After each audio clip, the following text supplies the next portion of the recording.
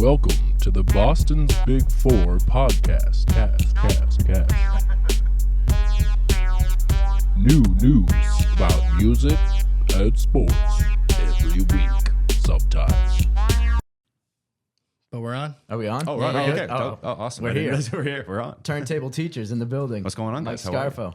How you doing, man? I'm good. Thanks so much for having me, guys. This is course, great. bro. It's good to see you guys back. Thank you. This is really good cool. It's good to be back, really. Yeah. It's feels good. Yeah. How do you guys feel about being, guys? I think maybe a couple episodes in now. Hold on. No, we're going to cut you off right there. We're interviewing you. That's wicked annoying. Yeah. That's crazy. I can't believe that. Dude. No, I'm sorry. Continue. That was my podcaster. fault. No. I just was like, no. I'm saying it's good to see you guys back, and you're only a couple episodes in from your reboot. Yeah, we got a couple banked. We've been doing our thing. Nice. But yeah, it's good to be back. Hell yeah. We've had some fun episodes already. I love that. Pete was great. Yeah, I just was listening to that on the way over here. Actually, Yeah. almost got through it all. We went on his. He came on ours. Yeah. So Yeah, and it sounds like there might be some other cross-pollination in the works. Potentially. I'm all Figure that for it. out. I think we need to do more of this. All the podcasts. Yeah. Oh, I totally agree. I've Yeah. been saying this for a while. Like, in a perfect world, like I would love, hopefully next year, to do some type of like networking event at AOA Yeah. with all the podcasts and different platforms in the area. I feel like, like you said, and you guys talked about a little bit on Pete's episode, not to like regurgitate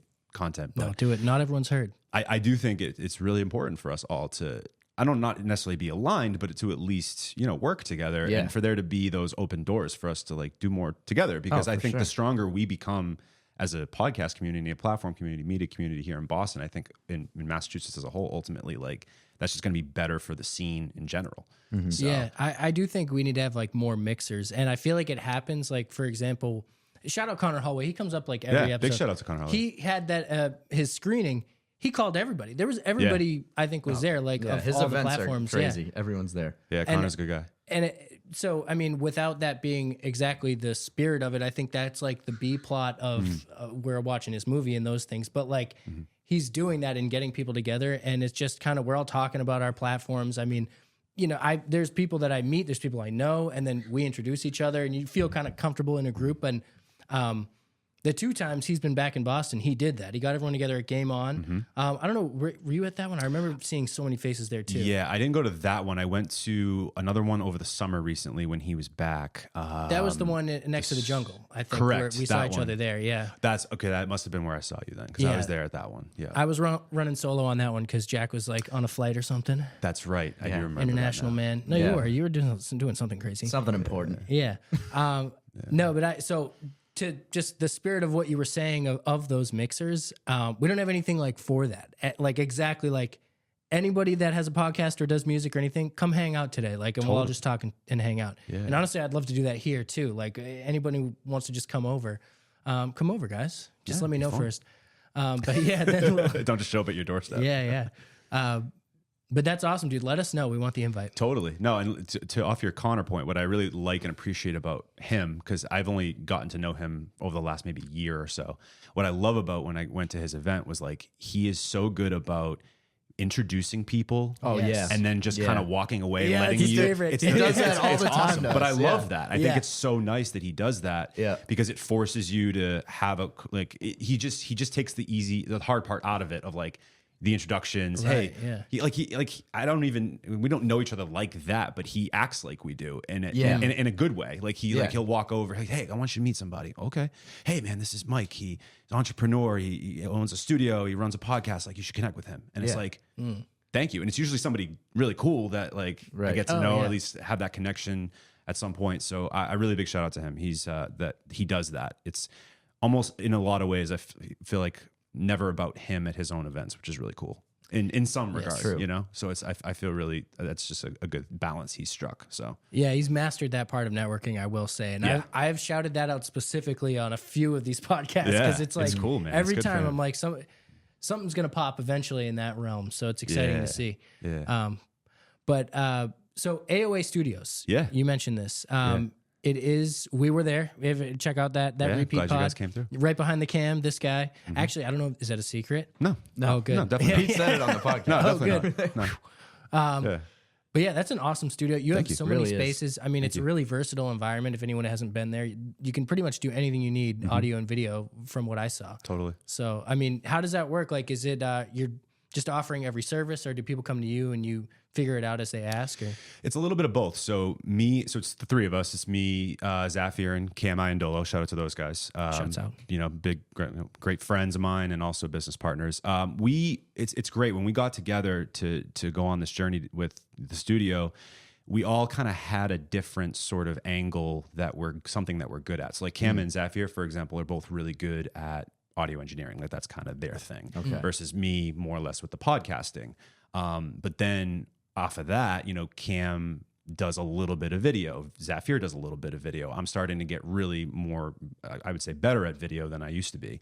And so we can all kind of do a little bit of those different things and kind of overlap a little bit. So we decided at one point we're just like, let's try to offer as much as we can and just see, kind of go where the wind blows, so to speak. Like, let's see what happens. Let's see what comes in.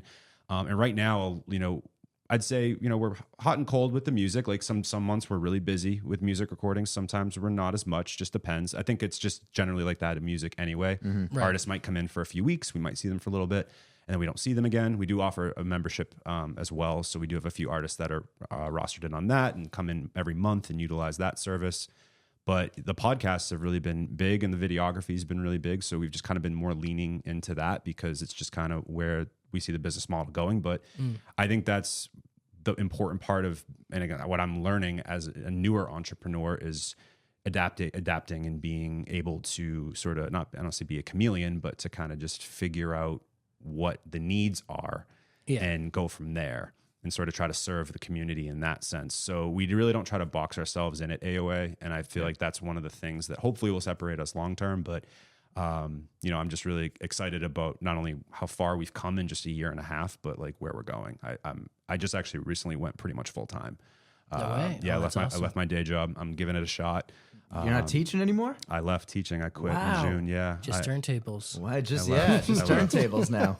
Now it's That's just yeah, in a lot of ways. Yeah, no. People are saying that they're like, "Are you going to change it?" I'm like, "Nah," because I'm still technically a teacher. Like, I am working part time for a nonprofit doing after school programs. Okay. Just make a little bit money on the side. Okay. I'm like substitute teaching now a little bit, which is like definitely a different thing for me. What did yeah. you teach? I taught English for 8 years. Okay. I was an Nice. English teacher. Went to school for obviously teaching. Yeah. And the story is kind of interesting because I didn't really. It's weird. I always, deep down in my heart, always wanted to do something with communications and video. Yeah. And I think at the time I didn't know what exactly that was going to be. So I went kind of the safer route, and just based on some circumstances in my life, I just decided to go a bit safer and do teaching because I knew that, it would be salary and that's not great money, but it's something stable. And this whole world just kind of, in some ways, I guess, found me back. And, I don't know, I'm not a big religious guy, but the universe just kind Sounds of like works. it was meant to be. Yeah, No, that's absolutely. awesome. So I took the leap, man. I left, like I said, in June, and just trying to not look back right now. And, Wow. Yeah. Wow. We're both jealous. Jack's not saying he's hiding it well. No, but I we're jealous. am. I That's mean, pretty sick, dude. That's honestly, awesome. That's awesome. Yeah. Yeah, to be able to Congratulations. do what you love, like every Yeah. day. I It's mean, really cool. What's the beautiful. saying? If you love what you do, you don't work a day in your life. Absolutely. I mean, that would be Absolutely. that is the dream. And is. To anyone listening who is considering not taking the safe route, weigh your options because, like he said, sometimes you have to take the safe route. It depends. Like, lay that foundation. You got to put your mask on before you help others. Totally. So, it's like, there's that combination of things. I mean, you were able to find your jump, and that was the move. And honestly, it's hard. I can imagine, like, you go from that stable. It sounds like you kind of did it in, like, there was like a fair trade off where, like, you. I Kinda like to say had it was time. a calculated risk, not to cut you off. Calculated risk is how I like to phrase it. That's Like, fair. Yeah. It's a risk for sure, but I took time with it to make sure I was in the right spot till I Right. could actually do it. So. Right. Yeah. It sounds like you didn't just jump from one side of the scale to the other. You had been moving things for a little while, and then it was like, this side's got enough. We can make it work. Totally. So that's like, honestly, like I said, we would love to be in your position someday. That is amazing. So Absolutely. congratulations. Thank you Yeah. so much for that. That is awesome. I'm very grateful. And like I said, circumstances were definitely a huge part in making it happen for sure. It's like I said, when I was younger, when I was in high school, trying to figure out all that, like we all were at one point. Yeah. I come from a single parent household. We moved around a lot when I was a kid. We stayed in the same town, but we just moved around a bit. And, you know, it just got, money was always a topic of conversation. It was always, you know, my mom was always amazing, but we always had food on the table. Like I always got my basic necessities, but we didn't have, you know, some months were tighter than others. Like we couldn't go on, you know, extravagant vacations, or we couldn't do a lot of these other things. Like, you know, I had to get a job right when I was 14. So things like that, like money was always kind of a topic of conversation. So when it got to be about 17, 18, I'm sort of trying to figure out what my next move is. Like, I don't know, just part of me was like, I don't think it makes sense to do something crazy leap right now. Like I would like something a little bit more stable. What do I like enough that I could do and not feel like I want to not do the crappy 9 to 5 and just hate my life. And I felt like teaching and coaching basketball was like maybe a route for me. And it was great for about, you know, I'd say 8 to 10 years. And it was, and I don't regret any of it, honestly. Right. And within the last, like I said, year, AOA and Turntable Teachers has always just been a hobby. Like I know a lot of people say, it's funny when people come up to like, oh, you went full time with the podcast? Like, no, I went full time with the studio. Like Of course, because the podcast isn't making money, as you guys know, and it's you know, and it never has to be, and it might not ever, and that's totally fine with me. It's a great hobby. It's helped me get so many different business opportunities. It's like almost been a launching pad, so to speak. And yeah, so AOA is doing well enough that, you know, not doing well enough to pay ourselves, but it's making money. It's a full-fledged, like full run, you know, running business. And you know, I want to obviously big shout out to my fiance, who, you know, when we had these conversations the last few months leading up to me quitting, she never changed her tune. She's just like, do it. I believe in you. I know you believe in it. Shout out to the fiance. You need a support system. So you got engaged and quit your day job in the last year. Literally, actually, so it's funny. I quit my day job on June 18th. Yeah. And I proposed to her about a week later.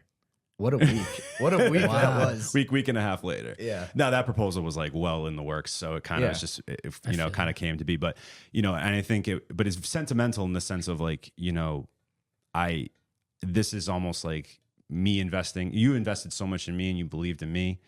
And I love you so much for that. And I love you so much regardless. And, you know, this is a symbol of my appreciation for like you letting me be my full person. That's awesome. And that's been, so again, she's just like, don't worry about the money. Like we'll figure it out. And that's what we're doing. We're just kind of figuring it out. You found a good one. Wow, I really did, man. That's awesome. I don't take that for granted at all. So I say it all the time. Without Carissa, I genuinely don't think I could have been able to walk away from teaching. I would be still like working both right now, working probably 12 to 15 hours a day, like not sleeping, just really not being able to focus and put my full time into that. So yeah, it has not dawned on me how lucky that I am and how things worked out. But now it's on me to continue to push it forward. And you know, the real work feels like it starts now. So yeah, I'm not quitting. I love it. That's amazing. Not to get like super deep, super early. No, that was dude. That was awesome. I mean, poetic. You could probably make a movie about this. That was awesome. Yeah, maybe someday. Dang. Yeah, so, amazing. You don't play any instruments, right, or music, or? It's an awesome question. So no, I don't. Okay. Not at all. So no music background whatsoever. Nope. So this is actually funny. So when I was in 5th grade, everybody traditionally at my school, in my elementary school, did either chorus or played an instrument in the band. Yeah. I had no interest in either because I hated music class when I was growing up. It felt so rigid. And so like music class at school it sucks. Was brutal. It's awful. It was brutal. So boring, yeah. So this is you kind of would think it would be fun, but it's not. It's not. So this is kind of the full circle part of it. So like I hated it. So I was the only kid in 5th grade that was not in either or. So there was a time where the recital was coming up or whatever the fuck it was called. And literally I had to stay in class by myself while everyone else was either preparing for like, there's like 2 days where everyone was preparing for core memory band right or chorus. I'm sitting in my 5th grade class, like alone, just like doing seat work or whatever the hell it was. So the ironic part of this whole thing is like what I do obviously now is like I run a music studio, like obviously with 2 other guys, but you know, I've never picked up an instrument. I don't know how to make beats. You know, I actually funny enough, not to say, you know, I'm not like him, of course. Rick Rubin. I draw a lot of inspiration from Rick Rubin. We talked about this on the last episode. I really do. As you were saying it, I'm like, you're Rick Rubin, dude. Yeah, that's sick. I draw a lot of inspiration from his story and just being somebody that can Because it's funny, like I know you guys, we talked to a lot of artists, you know, a lot of artists are not, I'm very type A. I'm very organized. I'm one of those types of people. Obviously I was a teacher for 10 years. That's just always been my background. Yeah. A lot of artists don't have that end of it. They have so many amazing ideas, but they don't know how to like structure it or whatever. And not to say that they don't, a lot of artists do. I shouldn't say that, but I feel like a lot of artists typically need somebody that is in their life that is sort of type A like that can help them with that end of it. And I just kind of found my way into the music scene without, like never playing an instrument or can't sing. Don't ask me to do it. I won't do it. So despite having no musical background, you're putting out an album. Yeah, I am. So you kind of just compiled a bunch of producers, vocalists locally. Yeah. So it's funny again. So like when I was growing up too, like I was always the kid, and now not having any musical background, being like coming from an English teacher's sort of background, like I have that more like analytical mind. So I would love to, when I listened to music, I was constantly analyzing sounds and lyricism and all that sort of stuff. So like on a Friday night, like in middle school and high school, you could usually, if I wasn't playing in basketball or whatever, you'd catch me at home just like downloading a shit ton of music off LimeWire. Same. That was me too. Making mixtapes for my friends and family. Oh yeah, that was me. That was kind of what I would do. I was giving out burned CDs at school. That was my thing. I was doing the same thing even when I was a little bit older in college, and you know, even after that when I was living with friends, they, you know, when we would have a party or something like that, it gets, you know, it kind of was like this unspoken thing of like, all right, Mike's got aux type deal. You know what I mean? And so it's kind of our deal with Jack. Yeah, I'm kind of the same way. Yeah, exactly. So you get it. Yeah. And it was always a dream of mine. You know, I was always making all these mixtapes for people. And it just, I don't know, I always dreamed like, it would be so cool if I could make an album someday, but like knowing that I don't have that musical background. And then, we had this idea. I took a hiatus as well, about a 6-month hiatus in 2021 or 2. I can't actually remember the year now off the top of my head. I think it was 2022. And when we came back, so actually before that, during COVID, I was trying to do some different content based on, you know, just we're all kind of stuck in our houses. You know, I was doing the Zoom podcast, but those were kind of getting a little stale. Yeah. I was like, what else can I do? Those were tough. Yeah. They were tough, right? Yeah. Glad to be out of that. Yeah. And so I was like, how can I diversify the content? I'm like, well, we're turntable teachers. Like, let's try to do something a little bit educational. So I started this series that did not end up lasting very long, but I would have producers on, and I would basically just share their screen and I'd record the whole thing, and they would just show me being somebody, like they'd basically teach me how they make a beat. Okay. So it was kind of like beat tutorials, which is kind of cool. And that is cool. Sick, I like that concept. It was. And what I found though was that the beats were a lot cooler than the actual content. I felt like a lot of people weren't really gravitating towards the content as much, but the beats we had that came out of that was really cool. And each producer I had, there was a, go ahead. I'm sorry. So I'm just trying to, I haven't watched one of these, forgive me. It's okay. Can you see the screen while they're doing it? Okay. Correct. I was going to say, so it is like a real, you can actually follow along kind of tutorial. 100%. So we would zoom in, and then I would let the obviously guest or whoever the producer was share their screen. And so they're walking me through how they make a beat basically. And I'm watching it on their screen. So basically they're teaching me as if I have no idea what I'm doing, which is like obviously the case. Gotcha. Yeah. So we had B Leafs, John Glass, and Jordan Never Died were the 3 initial producers I had on for that series. Okay. And we ended up using all 3 of those beats for the album. So basically I had a friend of mine, shout out my friend Sam. He's a groomsman in my wedding. I'm going to be in his. Shout out Sam. Sam's a great guy. We've been one of my best friends for a really, really long time. And he helped me out a lot early on with the podcast, from just video standpoint, marketing, sort of all that. And he, I was collecting these beats, and I'm like, dude, I wish we could do something with these. Like, this is really cool. And he's like, well, why don't we put out like a beat tape? I was like, that would be cool. Let's think about that. So I reached out to them, all 3 of those guys, John, Jordan, and Brian from B-Leafs, and they all agreed. They're like, this is really cool. Let's do it. And then did the hiatus, came back, sat on it, thought more about what we had. And I'm like, and what I was realizing during COVID and the TikTok era, there was a lot of those open verse challenges that people were doing, like an artist, like a Russ. I saw Russ doing it a lot where he would, hey, here's this open verse, jump on it. And the winner gets a prize or gets to be on the song or whatever the hell it was. Yeah. And it just kind of clicked. I was like, wait, what if I take these 3 beats and we do like an open verse, open hook challenge on these beats and open it up to Massachusetts artists? And Sam was like, that's great, but what about trying to get other producers involved? Why don't you just try to see as many producers as you can get?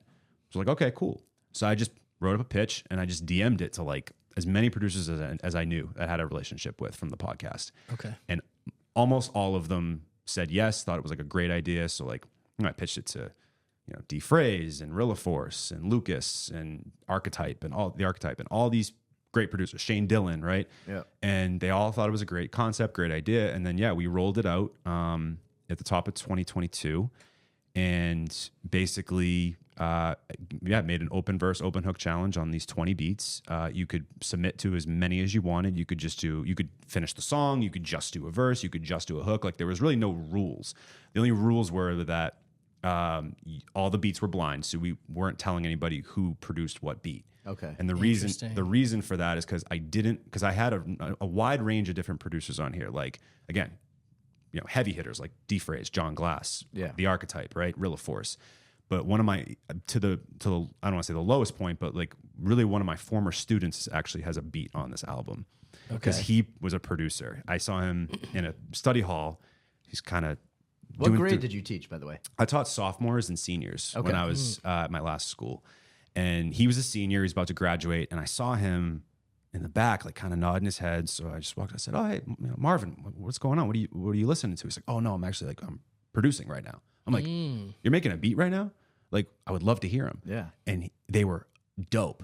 That's and awesome. he was like, he had no knowledge of the Massachusetts music scene, as I didn't before I got into it, as I'm sure a lot of us didn't. And I was like, dude, would you want to be a part of this? Like, I can get like some vocalists on one of your songs. Dude, And you're the cool teacher. Yeah, you are the cool That's teacher. crazy. I like Cooler than any teacher I you had, like honestly. flick a coin. You're like, hey kids, don't do drugs. I'm the man. Yeah, it was a really divine like sort of thing, and his it kind of, you could just see the gears starting to turn and light up. He's like, I would love that. That's so cool. So what I didn't want to happen was like no one obviously knew who Marvin Less was going to be. So like I didn't want there to be like that bias of like artists being like, well, I want to just jump on a John Glass of beat. course. I want to just jump on a D Phrase beat. Yeah. Makes sense. Whatever. And make it just pick purely one, about the music, right? Like just pick a beat that you connect with as an artist that you want to be on. And we'll worry about the rest later. And then the sweepstakes essentially were that once the submissions closed, the producers got to pick winners. So they got to pick from their pool Interesting. of submissions who was going to be on their song that would finish it. So it was almost like a reverse of like, artists are always looking for beats. It's kind of the opposite. Okay. You're a producer. Who do you want on your song based on who liked your beat enough to submit to it? And so were and there that's how we enough did cases of people picking the same beat?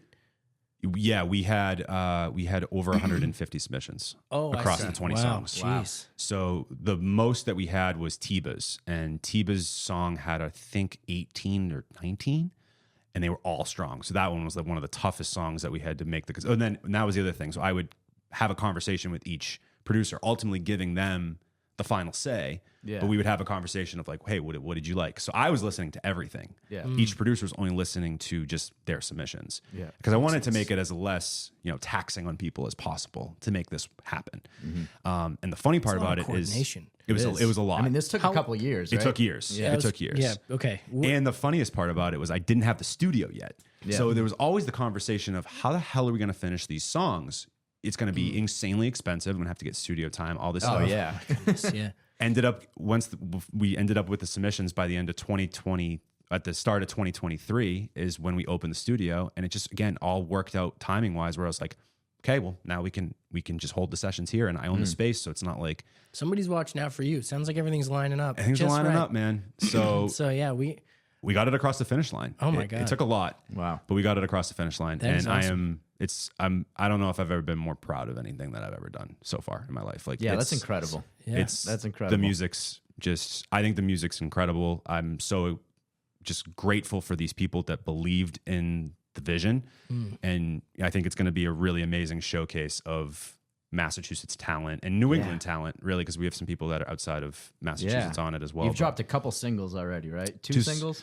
so when the far? time this podcast drops, I don't know when this podcast drops. Yeah, it'll be a couple more probably. There'll be a couple more. So Yeah. what I was going to do is a couple of singles and then drop the whole album. But then I thought about it. I'm like, you know what? I'd love to give every song its shine. Yeah. So I'm basically waterfalling the whole album. Every 2 to 3 weeks, there's going to be a new song out. So Okay. Any bonuses?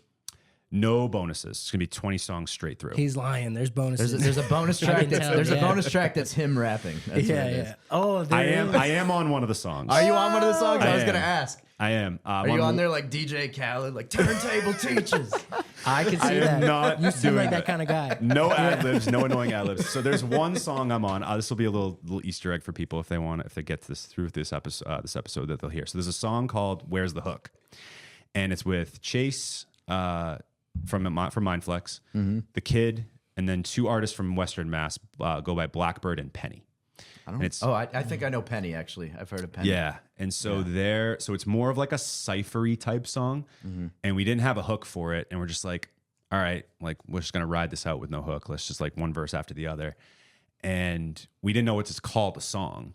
And we were like, oh, let's just call it like "Where's the Hook?" Like that'd be kind of cheesy and corny and fun. Because I'm kind of like dad jokes. I don't even think it is. I think that's just like, it's just fun, little fun stuff. Little fun stuff, yeah. Yeah. And so I was sitting there. I said, "Oh, how funny would it be if I like, I was joking too. I didn't even mean this like seriously. I was like, oh, it'd be funny if I like, yelled at you guys for like not doing a hook or not doing what I asked, or like kind of tongue in cheek or whatever." And Chase was like, "Go get in the booth right now and do it." I was like, awesome. "Are you sure?" And he's like, "Yeah, just go do it. It'll be good."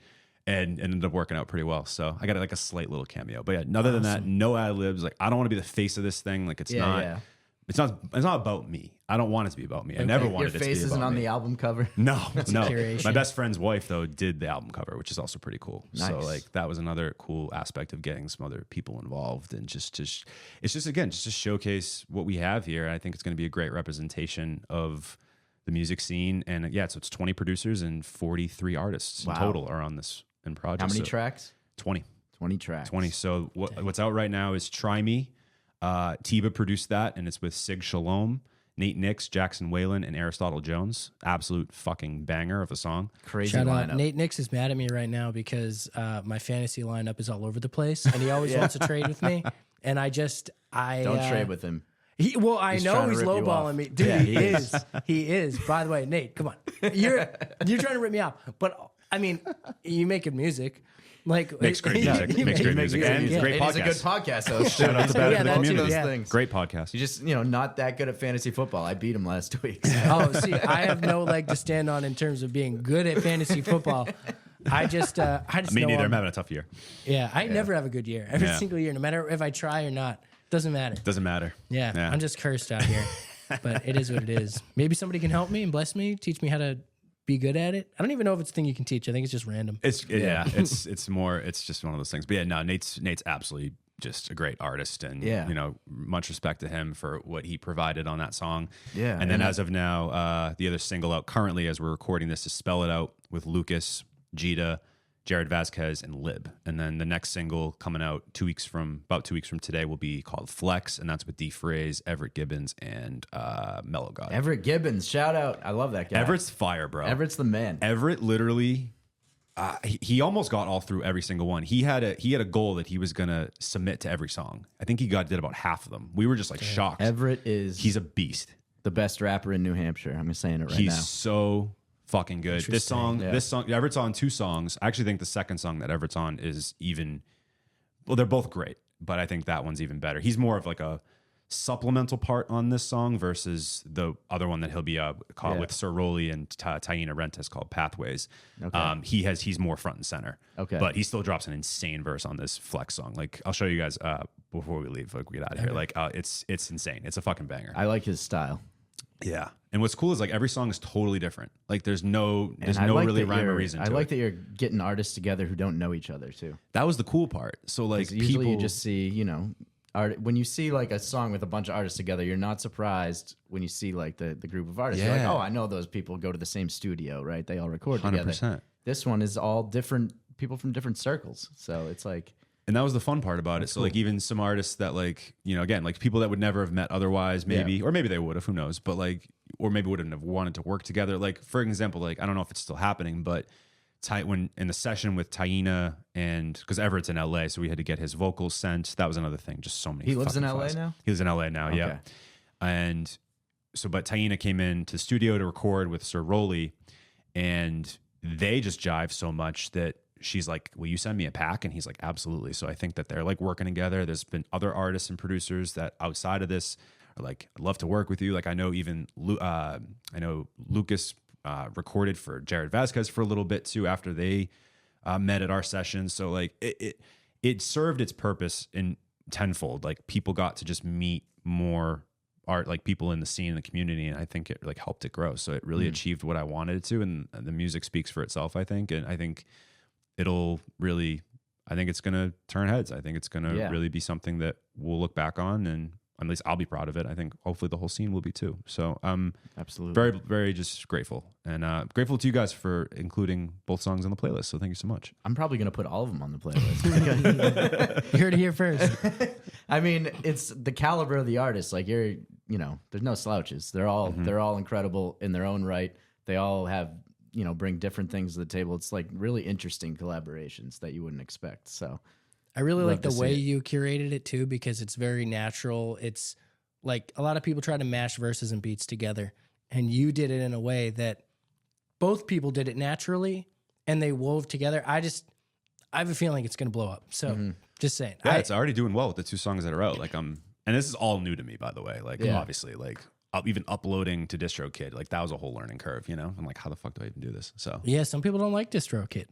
Isn't there like TuneCore's the other one? I don't know. TuneCore's the other one. Is that the only 2? I don't really know. There's others. The names are escaping me because I remember when I was managing Mako, we moved to a different distribution, and I can't remember the name off the top of my head, but they were pretty good. Sorry, it escapes me. Is Mako on the album? Mako is on the album. Nice. He is. He's on a song called Light My Fire. Okay. And that's a cool song too. So there's just like so many cool stories with this whole album too. Like that song's really cool. My brother is on that song. He has a cameo. He does. He's a guitar player. Okay. Just like fucks around on it. He's not really like recording anywhere or anything like that. Right. And we just decided that like maybe this song could use a little bit of, I don't know, extra instrumentation. And B-Leafs was like, could we call somebody in to do guitar? And I said, I could call my brother in. And he just kind of listened to the song by ear and came up with something. We recorded it and it came out pretty cool. Like, nice. That's a cool one. Yeah, there's a lot of just really cool, just even being in these sessions was so cool because like I don't, again, I'm not an artist. So like I never had experience actually being in a studio. Yeah. And, I obviously gave artists and producers full reign. I'm like, you guys are the creatives. Like I'm just the person sit here and curating watch. it. Yeah. But it was cool because so many people were like, hey, like, what's your opinion on this? Like they would ask me my opinion, and I appreciated that. I mean, it so is much. yours at the end of the day. It's theirs too, but you're curating it. But I would always defer to them for a creative, of course. creative decision. Yeah. Like there's no way, like if we're a disagreement on something, like, okay, you do it. I mean, there's usually probably more of a reason to like sonically or something. Like I don't understand that stuff either. Like I've tried to sit in on sessions and you hear people talking about things. I'm like, it sounds very abstract, but I think it's probably very tangible when you really understand it. Yeah. You're like, oh, the mids are all wrong. I'm like, I don't know what that means. If I only knew what like a lot of these words meant, then I could figure it out. But I'm trying. If anyone knows, I've been trying, but like it's hard. Like you sit in those and everyone, I mean, I'm sure maybe, so I have not seen many sessions, but I feel like everyone kind of has a different approach. There's not like a definitely scientific method and this is how you make a song. No way. So like, did you experience that? Like different people's processes and the way that like, so I always ask people this and I want to know if maybe you saw any of this. Because people don't say it when you ask right away. I feel like it's one of those things like name your 5 favorite movies and no one has a good answer. Cause like, how do you got to pull them unless you have that list ready. So I always want to know like what the kind of like ritual is.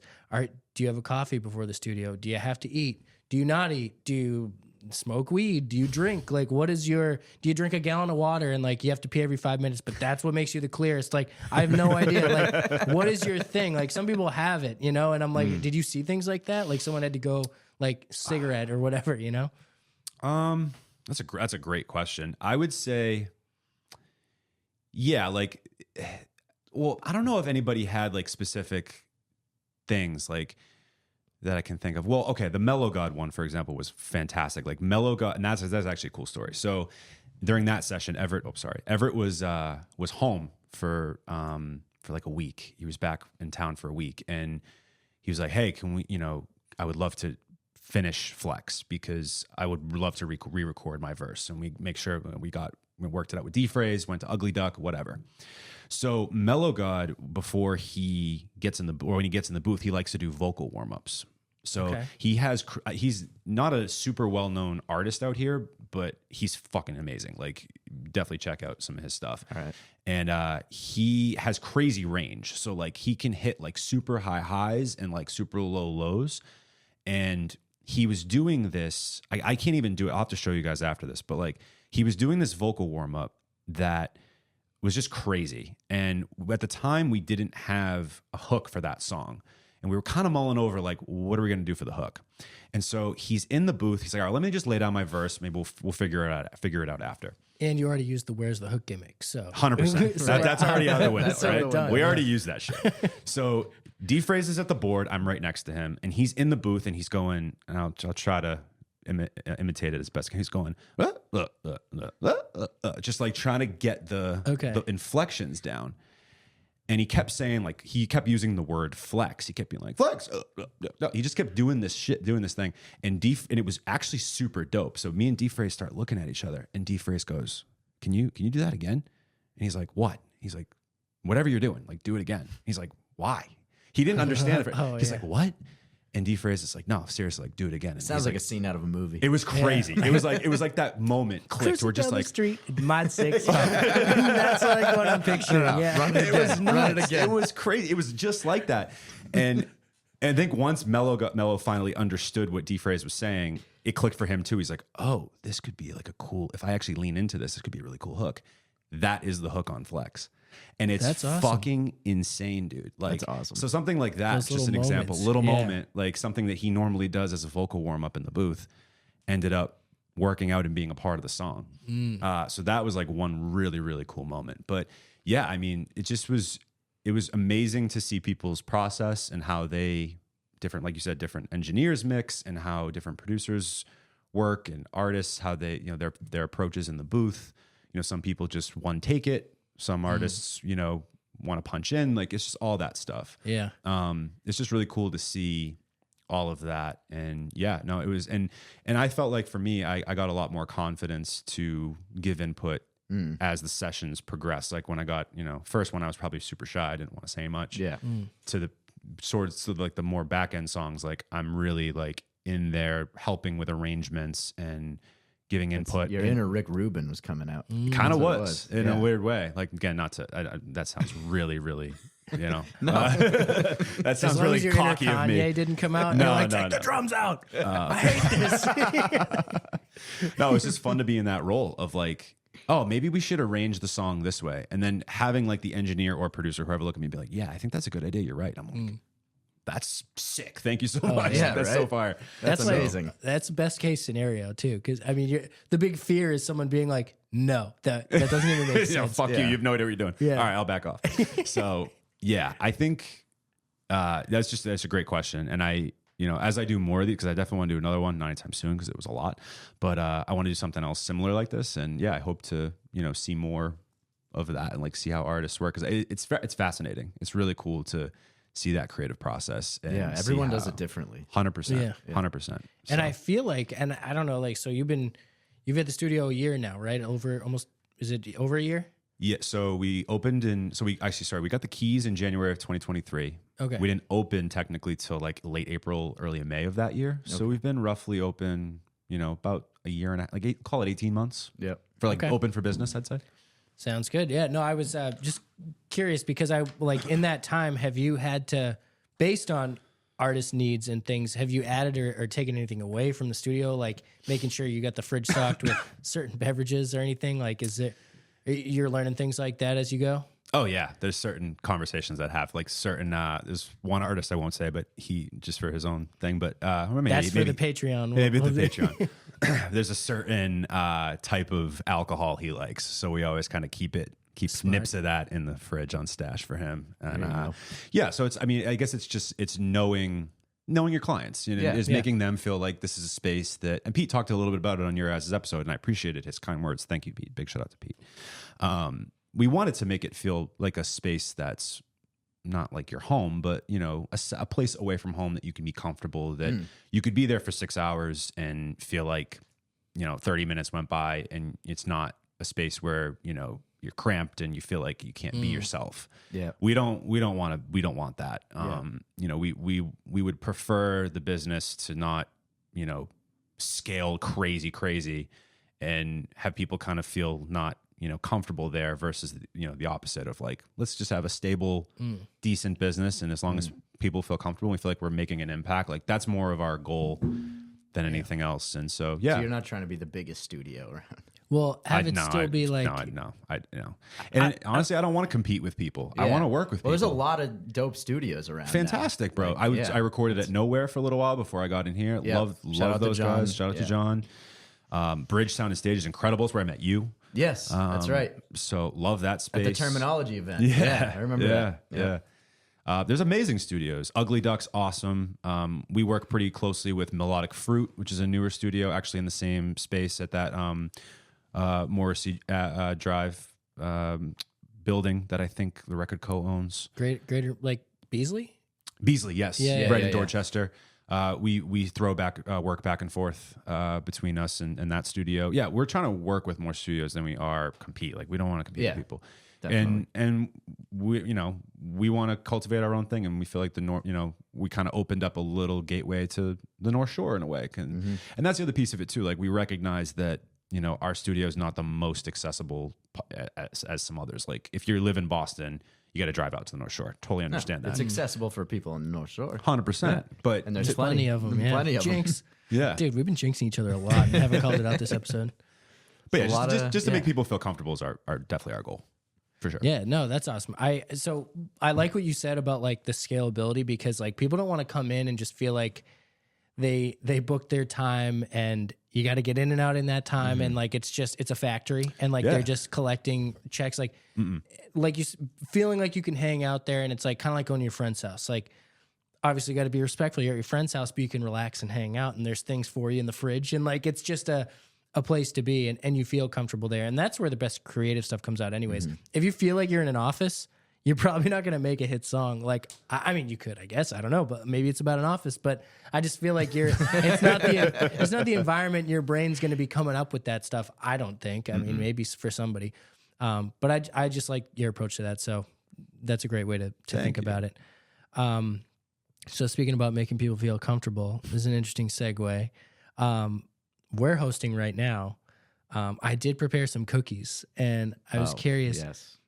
Do you guys have any interest in tasting my cookies? I do. I'll As long taste as they're your not like cookies. laced with some shit. I don't know. No, not anymore. I don't Not think. anymore. I don't think. Yeah. I think Which it I wouldn't be opposed evaporated, to certain things if there's laced to certain things, but yeah. No, yeah. it's only laced with like eggs and flour and stuff like that. and love. Okay. Yeah, And yeah. love. And Lots love. of love. Cool. So Let's dive in. I tried to, because people don't like to hear chewing, I'm going to talk about the cookies and you guys try them. Okay. And then you guys tell me how you feel about the cookies, and then I'll eat one. So we're not Okay, yeah. all eating on the mic at I'll once. Does also that make not sense? eat like right in front of the I will microphone. also That's do what I'm the same. thinking. Move the mics while you eat it, and then I'll just talk about the cookies. So, All right. if anybody knows me, I love baking. Also a quick segue. Side note, not segue. Side note. My catchphrase over the summer was "You know me." My new catchphrase is "Staying busy." So we'll talk about that later. But I've been making chocolate chip cookies for a while. Cakes, everything. But chocolate chip cookies are like a staple. I can whip them together in a few minutes. I met a guy, Boston Cookie Kitchen. He was at the show Iron Sharpens Iron. What am I talking about? The Chamber. The Chamber. Oh my God! I'm like, I could not. This guy's great, by the way. Amazing. Enjoy the thrill. So while we were there, Boston Cookie Kitchen, he had a little stand. He's selling cookies. So good. Check it out on Instagram, Boston Cookie Kitchen. Delicious cookies. He had all different flavors, like any flavor you can think of. And the substance of the cookie, I was trying to figure out. I kept asking him, I was like, what do you use? I didn't get all the sauce, but he did give me one tip. And I tried it in these cookies. I'm honestly not going to say it on camera because I can't give everyone the sauce. But I tried it in these cookies. I actually tried 2 things in these cookies that I will tell you guys off camera. But I'd like to get an out of 10 rating. And give me, I know I've complained about ratings in the past. If you guys go back to our old episodes, Yeah. I'm a notoriously high rater. But I think we got to be a little harsher. We got to pull the bar stool on it, you know, we got to do a port note. Fuck Barstool. yeah, whatever. I just like Thank the way you for he, saying that, by the way. I just like the way he rates pizzas because nothing's a 10. Nothing is ever a 10. Nothing. No, you're right. I used to Nothing's perfect. disagree. Nothing in life's a 10. But I used to rate so high. Like I'd give things a 9.5. Is it really though? Right. Is it really an A? How much higher can you go after that? Yeah. So exactly. But anyways, I feel like we're all clear now. You guys didn't hear me chewing. You guys didn't hear anyone chewing. Hopefully. What do you guys think? I'm gonna give it a 7.9. Oh my God. 7.9. That's Yeah. good. That's so weird because I was going to give it literally like a 7.8. I swear to God. That's like literally where I was C sitting. plus. There you go. Mm-hmm. That's pretty good. That's So here's pretty what I good. like about them. All right. So I'm definitely a crunchier cookie guy. Okay. Like if I get, which I don't do this often really anymore, but if I get like Chips Ahoy, I'm going for the crunchy, not the soft, personally. Right. Okay. So I like that what you did here. They're thin, they're light. I don't feel like I'm gonna like be super bloated after eating one. I feel like I would could eat with a few and feel all I right. could eat a few. Yeah. Like Do it. my fiance loves that crumble cookie, and I don't mind it, but it's super sweet. I do not like Overrated. It's too Overrated. sweet. It's overrated. These were not too sweet. I appreciated that about these. The only thing I would say is that maybe if they were a little thicker, I would like them better. If they still had that crunch, but maybe were a little softer in the middle. Like that's, I feel like the perfect I agree with that. cookie I agree with that. consistency where it's got that crunch, Yeah. but it's still soft. You know what I That's mean? what I've been trying to achieve, actually. So You're getting there. My This- normal this isn't cookies that far are off. flatter than this. Interesting. Okay. So this So new this is an one upgrade. raised them a little bit. Good. Yeah, This a is an little upgrade. bit. A little Not too more much. fluff. Because You need a again, little more I fluff. like a crunch, I like a thinner crunchy cookie. Like, don't get me wrong, but Boston that was- Cookie Kitchen, thick, dude. These are thick cookies. You don't want them too thick. No, these ones you do. Yeah. Just a little thick. just a little thick. Just No, a yeah, little not thick. too thick. Dude. Because I think Cheers, that's bro. where Crumble's going wrong. They're They're like making them cake. too thick. I They're like don't- cake. I couldn't. Yeah. I was so pumped. I waited in line for 40 minutes. I remember when they opened in Hanover, you were hyped about it. They opened one in my You were town. so I waited in excited. line, like out the door in the rain for like a long time. I go get them. They only had certain things. Their regular chocolate chip, I would much rather just make my own any day than eat theirs. The specialty ones, maybe like an Oreo one, but then I'm just like, why don't I eat an Oreo? Like, what am Yeah. I? Why am I eating these? I don't know. I just don't like the crumble. They annoy me, and it tastes like a factory. Like I don't feel like those are homemade cookies. You know, Yeah. that's just valid. me. Yeah, I agree. And And I'm I so don't- sorry to your fiance. That's on me, dude. I'm being a hater. It's fine. And it's funny. She literally brought a few like the small ones home just today. We really don't Girls, get them take often. some of these so home and prove her wrong. I'll be like, yeah. Yeah. Sorry, Carissa. I do. There's some, I will say, I don't want to shit all over Crumble. Like there are some of the flavors that they've had that I've thought have been decent or pretty good. And it's funny. I feel like I liked it better when I first tried them. I was like, oh, these are great. But then after I had it a few more times, like that allure just totally wore off for me. Yeah. Yeah. So I always prefer a homemade cookie over Every time. Same. over every Definitely. time. My mom cooked and baked my whole life, and so like anything that was home baked like that, obviously like win for me. So bravo, good. Props to you for I appreciate it. Yeah. baking cookies. I gotta, maybe we should just make cookies for every guest. Not just cookies. We'll figure it out. We'll find out what everyone likes and we'll do a special thing. That'd be cool. That'd be like our That'd be Nardwar cool. We thing. We could do this That'd be every a cool We find little out that Nardwar somebody thing. likes Yeah. like slutty brownies. And we're like, oh yeah. Speaking of which, you kind of do a little Nardwar stuff or a little Sean Evans vibe to your episodes sometimes. You, Obviously, shout out to those guys. They're the friggin' pioneers of that. So which I'm gonna ask you your favorite interviewers later, but so talk about that. I don't want you to reveal your secrets, but you obviously do some background research and you surprise people with questions sometimes. You asked Casso about his dad doing rituals to help the Red Sox win. I thought that was so his reaction to that was like it reminded me of Nardwar. It's like, how the hell do you know that? that's always Like, the best yeah. part. You're Casso. We have to know. That is hilarious. Yeah. And again, it's so. Yes, it obviously draws inspiration from Sean Evans and Nardwar. Like I'm not going to pretend like I like. We all draw inspiration from somewhere. Exactly. Yeah. Exactly. But I kind of coined my own angle to it. So like it's called pop quiz. So obviously you're not sure what you're going to get. Yeah. That's how it's kind of supposed to be sort of branded. And it goes Yeah. underneath like the Turntable Teachers brand, right? So I feel like when I rebranded the show to be like that, I wanted pop quiz to be, and that's the other thing too. Like I feel like and what I appreciate about all of our platforms is we all do completely different styles and different things, which I think is amazing. You could hear the same artist on 2 different episodes and feel like you're not listening to the same interview. 100%. Yeah. And I think artists appreciate that as well because they feel, that makes them want to come on the show. And I think it's funny, ever since I started doing Pop Quiz, I feel like that has gotten a lot more traction for me than pretty much anything else I have done on the show. And, I think that they appreciate actually not having to answer questions about just their music the whole time. True. Like, which is, I don't think there's anything bad about that necessarily, but like, let's talk about you as a person. Like, let's get to know you a little bit. The whole interview shouldn't be about music. I've started to realize that recently. For sure. It's way too like, boring. let's fucking talk about, let's just have a conversation. Let's talk about some stuff you care about outside of music, you know? And that is part of the story too. Like it influences the 100%. music and it usually 100%. ends up coming back to it. It's funny because Like you weren't just born as a musician. Hell no, no. You were a human You're being, a human being before anything else, and you will be a human being after all this. Yeah. and I feel like you're uniquely qualified to commiserate with us on this because we have done that interview so many times of like, who's your producer? What do you do in the so booth? boring. And What's your like, creative process? so Which those are boring. great Yeah, it's like- those are They great are, questions they to are. ask. You know what I mean? But it gets so repetitive. It gets repetitive, and they've already rehashed some of those stories potentially on different podcasts. Yeah. So I just wanted something that would be a little bit different, that could just be me, and it is authentically me. Like I'm not trying to be somebody I'm not with that whole thing, and I think that's why I love. Pete talked a little bit about this in his episode, like, and you I think agreed with like, it's just like a cool thing that you can authentically be myself on. You know, I feel like I can be myself on that show. I don't need to be somebody I'm not. Yeah. And I've always been somebody that I feel like, pays attention to detail and likes to do research. And again, English background, that whole thing, teacher, that it just kind of coincides with that part of my life. Even if I'm not a, school teacher anymore in the public sector, like, You I know, don't how know. to do, you know how to do research. Yeah. And it'll also always be innately a part of me. And, and I always strive for that reaction. Those reactions are the best because then it lets the guests relax a little bit too. And they get comfortable, and then the episode's better for it. Like Casso, like that was gold. Like I loved that reaction. That was another one that actually stick in my mind is Key.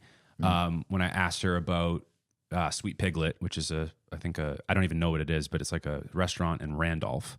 Interesting. And she loves it. Apparently she goes there all the time. And I asked her what her go-to order was at Sweet Piglet, and she's like, how the hell do you know about Sweet Piglet? She's like, oh my God. Like, That's she's so like, I funny. can't believe this. And Mo Pope was another one where he's looking at me, and his reaction was just totally different because he's looking at me. He's like, bro, he's like, respect. Oh, wow. You know what I mean? Like I asked him about, because he makes pancakes from scratch, and he was just like, Interesting. he wasn't like, how the fuck do you know? He's like, man, you're Did anyone give you the little Uzi vert? You know too much.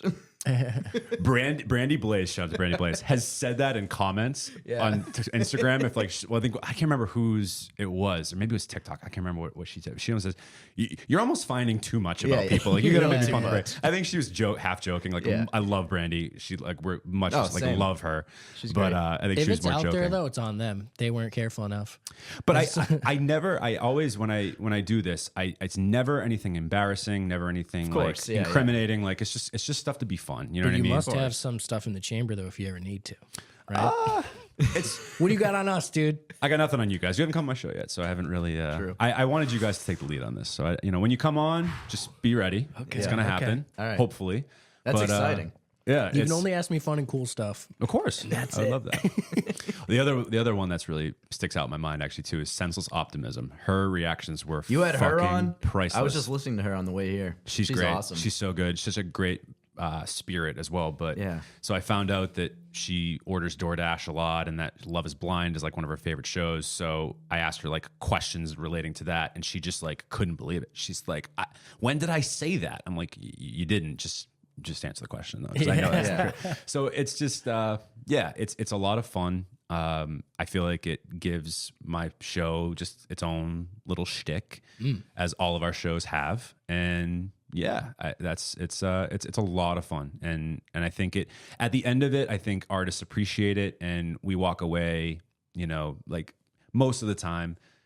They stay in touch, or they feel like they had a good experience, and that's always been my goal with the podcast. Like, I don't want to be the biggest podcast in the world. Like, I don't give a shit about that. I don't really care about being even the biggest podcast in the city or Agree state to disagree. or We whatever. want to be the best. Yeah, Joe Rogan, we're coming for you. Yeah, we are. I'm not moving to Texas though, but we're coming. Yeah, I want to, like I said, just want to give people a good experience. Yeah, And I wanna you have fun are too. though. Thank you. Are. Thank You've achieved it. So I think you should want to be the biggest podcast.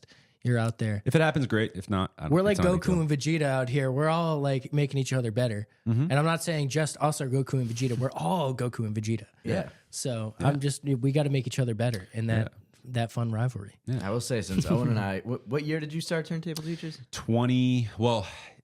Technically 2019. Yeah. Top of 2019, but I would say what Turntable Teachers is today would be more so like earlier 2020. The first year, if you look at like our old episodes, I had an old co-host who, we just parted ways. He didn't really want to do the podcast anymore.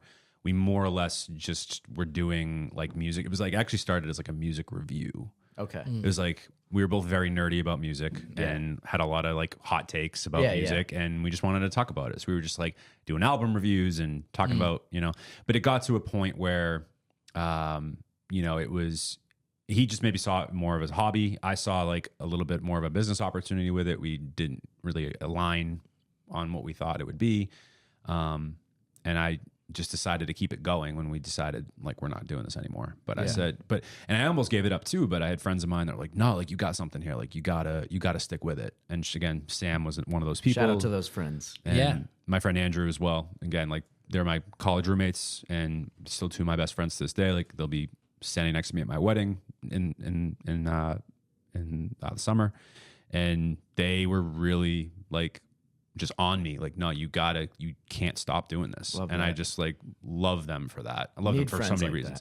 100%, because a lot of, and I hear this from a lot of artists, especially like even artists that are at that like sort of, they haven't like made it, but at that like sort of next level of like, all right, I got buzz, I can do maybe mini tours and stuff like that. Like most people say like, oh, I get the most hate at home. And maybe not everybody says that, but like I feel like that's sometimes like a narrative that gets thrown out there. And so it's Our rebuttal to that is that, sorry to interrupt, but our please. rebuttal to that is that I think the issue with it is because when you come home, that's where everyone sees you as the most human because they knew you before the that blow makes up. sense. Right. So it's like, oh, you're not the guy that you present like on stage and stuff like that. But of course, that's it's fair. performative. Like if Yeah. you are acting like the man where you were humble in person, like, yeah, like what would you do on stage? You gotta act big on stage, Like so, I see It's the business. and that's what I think people don't understand. And you get bitter because you got your regular job and you're going home and like every night, and you're like, oh, I knew that guy. It's like Yeah, I can right. see why people get bitter about it. So It's human. yeah, and I don't even mean it as like a petty thing. It's just something where, like subconsciously, like you probably could still even be very happy for them, and you're not outwardly hating. It's not a hating thing, but it's your body's like, that's a regular guy, and like how is it like that? So it's hard to, and I feel like as an artist you might be a little sensitive to, and sometimes they're not, but like you get tough skin being a performer, knowing that people are going to critique you all the time. But I think people are sensitive to those at home because there's the expectations of like, they expect you to be a regular guy. You expect them to be like, you're famous now. And you're both disappointed. So it's like, that's what I think kind of happens. True. It's fantastic So- analysis. That really is. That's just what I think it is. I don't know. I have a feeling that everyone's misunderstanding each other because you put them in a room. There's no way they'd be like, well, fuck you for getting famous and That's living your right. dream. Yeah. Like, how dare you? No, that is a good point. No, it's a great point. I think you hit on a lot of good things, and I think to sum up what you just said, like I said a little bit earlier, it's just innately a human thing.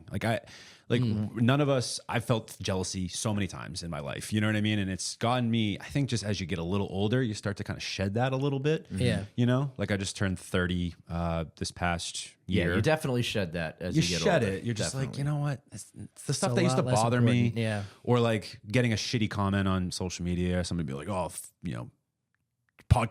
podcasting equipment shouldn't be so accessible and blah, blah, blah. Like they shit used to like bother me. And now it's just kind of like, all right, whatever. Like maybe People that would say person. that on your podcast, like on your Oh, comments. yeah. I mean, every once in a while, you get that. You know what I mean? Oh, You get every once in a while, shitty someone, whether it's a yeah. troll or bot or you whatever. get the To fuck. be people that honest, just- I do it myself. I'll be sitting there talking with my friends. We're like riffing about something. Everyone's laughing. I'm like, guys, this is the podcast. It's like so many people do that and then start a shitty podcast. It's like, that is definitely a cliche that people do that, but also it's totally different, like what you're doing. But to have somebody come in and make that comment, it's like they're so separated from what's really happening. It's fine. They have no idea what they're even commenting, you know? So to let that stuff hurt us is hard.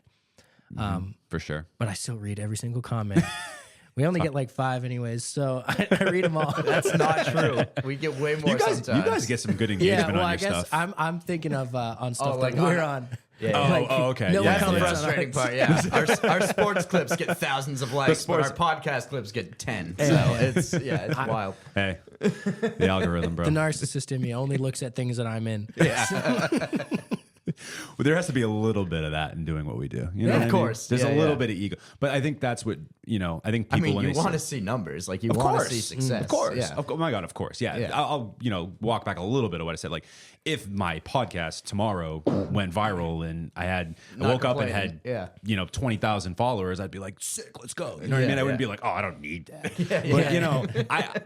But my point is like, if it doesn't happen for me, I'm at the point That's where like, not what you're in it's it for. okay. Yeah, Like, yeah. I'm not, That's not what you're maybe in at the it for. beginning, that was what I was thinking. I was like growth. And now I'm just kind of like, you know what? Yeah. Well, we were 'Cause I talking about burnt this out. with Pete. Like, it sounds corny, but like the best thing that I've gotten out of this podcast is the people I've met. Like, 100%. Yeah, It's just fun. 100%. Yeah. You're meeting people. We wouldn't be having this conversation right now if without Right. meeting yeah. each other throughout the scene and all that. Like this wouldn't be happening. And like that stuff makes it worth it to me. And like I'm 100%. talking to people I would never talk to otherwise. It's like very stimulating and just it's just good for it's good for you to be conversing with people. so much Definitely. better. So, It's so yeah. much better. I also have noticed, like, and I never really had this aside from like maybe a school environment, but like going to some of these events, I can go by myself and suddenly I'm just like with a bunch of people that I know. I always now. go by Like, myself. Yeah, I go it's by not myself even- a lot. Yeah. and you that's end fine. up Who like cares? meeting everyone you know, and those like I don't know. I've gone to places by myself and not been lonely many times. So like yeah. it's just like a great way once you start recognizing a few faces and they know a few faces and Yeah. And a now lot of you know people are them. there by themselves usually. Yeah, Absolutely. it's better. I like being by Isaac myself. Groove just shows up with his dog out of nowhere. Oh my God. dude, that Love dog's that, been right? everywhere. Everywhere. She's been at AOA a couple times. I bet. She's Shouts pissed out. on a floor once or twice. Really? Oh no! Recently? No, not recently. Okay. At the session he's on, one of the songs he's on for Masterclass, not to like bring it back to that, but yeah. Yeah. All of a sudden we're deep in, making the song up. So we look over like, oh shit.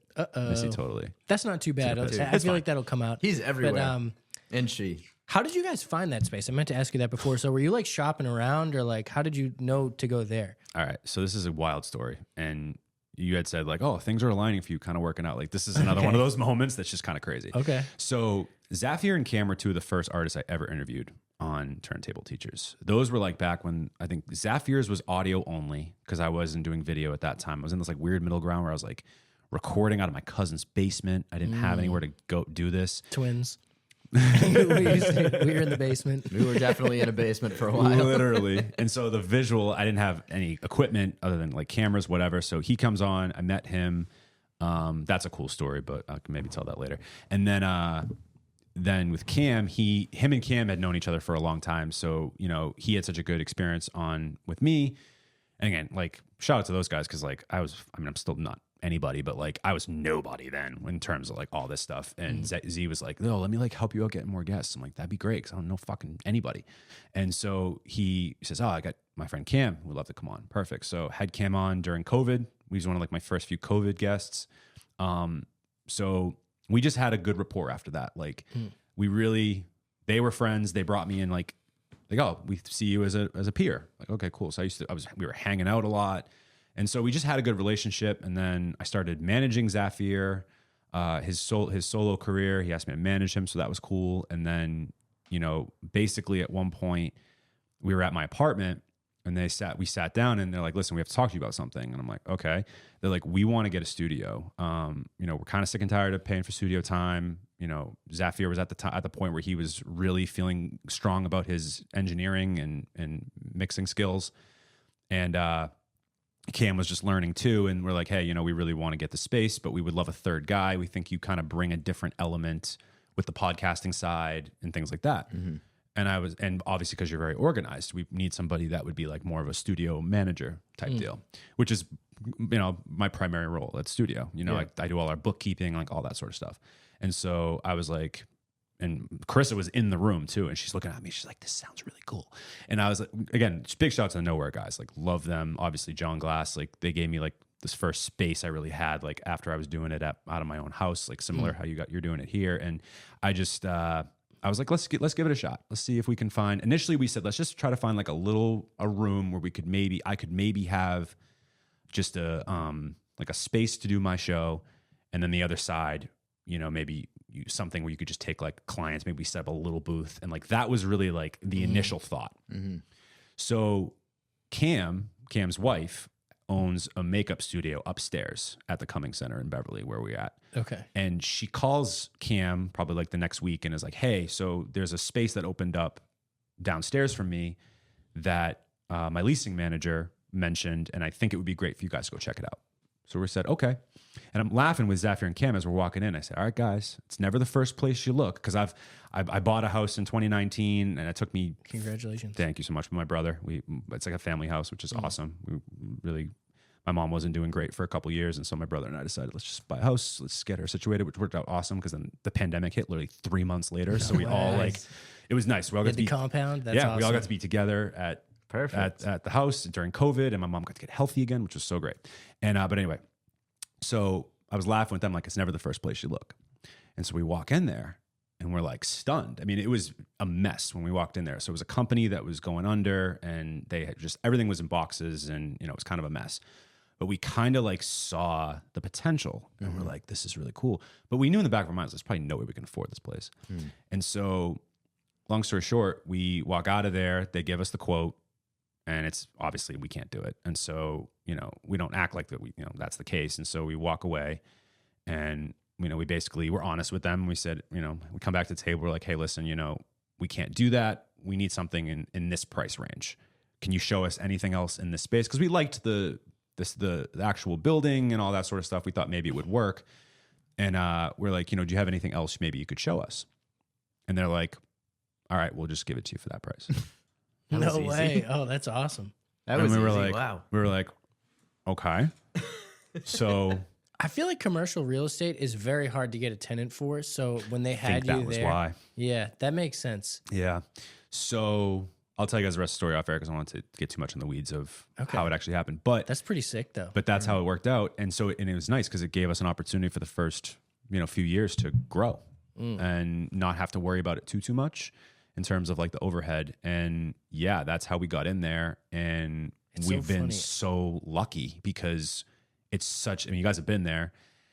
It's such obviously it's my space, so I have to say this, but like the fact that we have so many rooms and so much incredible. space, and then all the lighting rig that's there, like it was left there. They're just like, "You guys can have it." We're like, "What?" Like it was already a studio, and it was already soundproof. One of the rooms, right? It was all some rooms were even soundproofed. I mean, we've done a lot of renovations to it since getting in there, but I mean, that's how it all happened. I mean, like I said, we walked in there fully expecting it not to work out, and it turned into what it is. And like, it's pretty surreal. Like I still think about it, and I'm just like, how did that even all happen that way?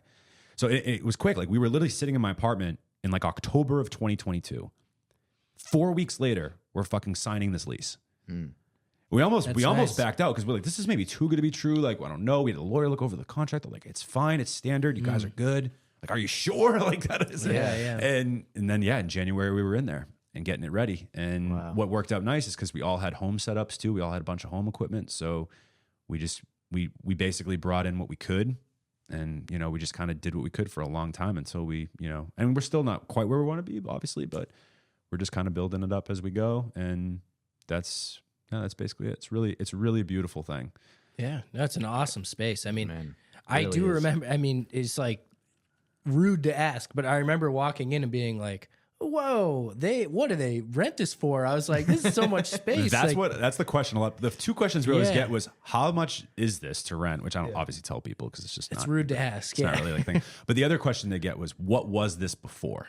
Yeah. So they were a market. I won't say the company, but they were a digital marketing company, I believe, and they did a lot of like infomercials and stuff like that. So like that whole like our media center, we call it, was like a space that they used for like infomercials. Do you guys use that a lot? All the time. Well, that's where like most of our podcast clients, other than Pete, they use that room. I was gonna say shoot. that could be definitely a good podcast room. So how come you don't use it? Great question. I wanted to build my own set. Yeah. Okay. And You could do like the Batcave behind you. You have to get a green screen. I had the Batcave growing up as a kid. It's one of my favorite toys as a kid. Oh, no way. Yeah. Oh yeah. It does kind of look like that. That's kind of funny you said that. It does. Now that you mention it, it didn't even really make that Yeah, connection. and you Nice could be job, Owen. sitting there and you're just like, I have everything. I guess the reason why too is I have talked about maybe moving into that space, breaking it down, the other space, maybe using that for something else if we need it. But I don't know. I want to just have my space be a little separate. All I need is that little corner. I'm good. I don't need a lot. And And you got those album covers in the background. and that's me. It That's shows like the music nerd in you, 100%. It's very you, yeah. And then that space is super great. We put the green screen back there, so now it's customizable. So like, the set is the set. And we're actually in works of like renovating that because we renovated both music studios and now we're going to renovate that. We're going to hit that spot next. But the green screen is going to stay, and it's just so that way like our clients that record with us, like they can customize it by throwing whatever image they want on the back screen or their logo. One of our clients uses it a lot for if they do like have a Zoom guest, would throw the guest on like the screen, Zoom, stuff like that. So it's multifunctional, and I've used it for video shoots. I've done a bunch of video shoots in there. I did one I'm getting into videography too. That's been a really cool thing. I've done like 7 or 8 music videos now. Oh, okay. And I do a bunch of like Reels content for clients. So it's been a big thing that I've been doing. That's cool. So I did a music video for Kirby in there, one for Julian Mendoza. I got a really cool project that I worked on with Jeff Porter that's coming out. Should be out by the time this podcast is out. Maybe not, for his EP. I just saw Jeff Porter the other night and he was telling me about this project. Really? Yeah. It's pretty awesome. Like we're really proud of it. It's that's definitely exciting. my personal best work. Isn't to it date. out now on Bandcamp? Oh, so he Is has it something else? This is a different thing. So Oh, his EP, okay. he dropped on Bandcamp. He's got another EP. Oh, He's I didn't always know dropping that. EPs. He's Wow. always dropping EPs. Yeah. Oh, okay. He has Busy this other guy. EP. We did an entire full visualizer for his EP. Okay. Him and I, we sat down and we. Well, I'm glad we made it happen. clarified. So there's multiple projects out. Yeah. Yeah. So the one I'm talking about, it's only on his Bandcamp. Correct. Yeah, he Which just I released that. I saw think that. it's on streaming platforms as of tomorrow, if I'm not Okay. mistaken. Oh, okay. Well, But catch yeah, it I on think he's- Bandcamp. Get the exclusive, guys. I know. Yeah. Yeah, right. Yeah. I did that obviously for him in support because he's obviously hired me out for so much, and I said, yeah, totally, I'll buy your album for. He's a $10. good guy. He's a I great like guy. Jeff. And that's to your point too, like meeting people and creating relationships. Yeah. These people, like the best part. And I'm not I'm not going to sit here and say like I'm the best at anything. I'm definitely not the best videographer out here, but I think I'm getting better. And I think the next couple things I have in the vault with certain artists will show my growth as a videographer and as an editor. And Look out, Tange. no, You got a no, new no, no, studio no, no, in town. no. I was thinking about him, Colin Pagoni, I believe is how you pronounce his name. Those two guys, John Rawl, like those guys are fucking incredible. Like Yeah. I'm not at that level. Like let's be real about it. I will say the one thing I feel like I am strong at is being able to, and I think again it just helps with my background, is helping to build a story, a visual story from the music. Like I feel like that is the one thing I can do where I can sit there, listen to the album or song or whatever, and kind of give an idea of like what it might look like visually. And a lot of times, more often than not every time, but more often than not, like that artist is like, oh, that's a great idea. Let's do that. So that's been cool. So yeah, no, I'm definitely not the best fit. Those guys are fucking upper echelon. Like big shout out to those guys. Like they're huge sure. inspirations for me too. Like they're fantastic. Yeah. Especially Tange. Tange Tange is is top fucking notch. incredible.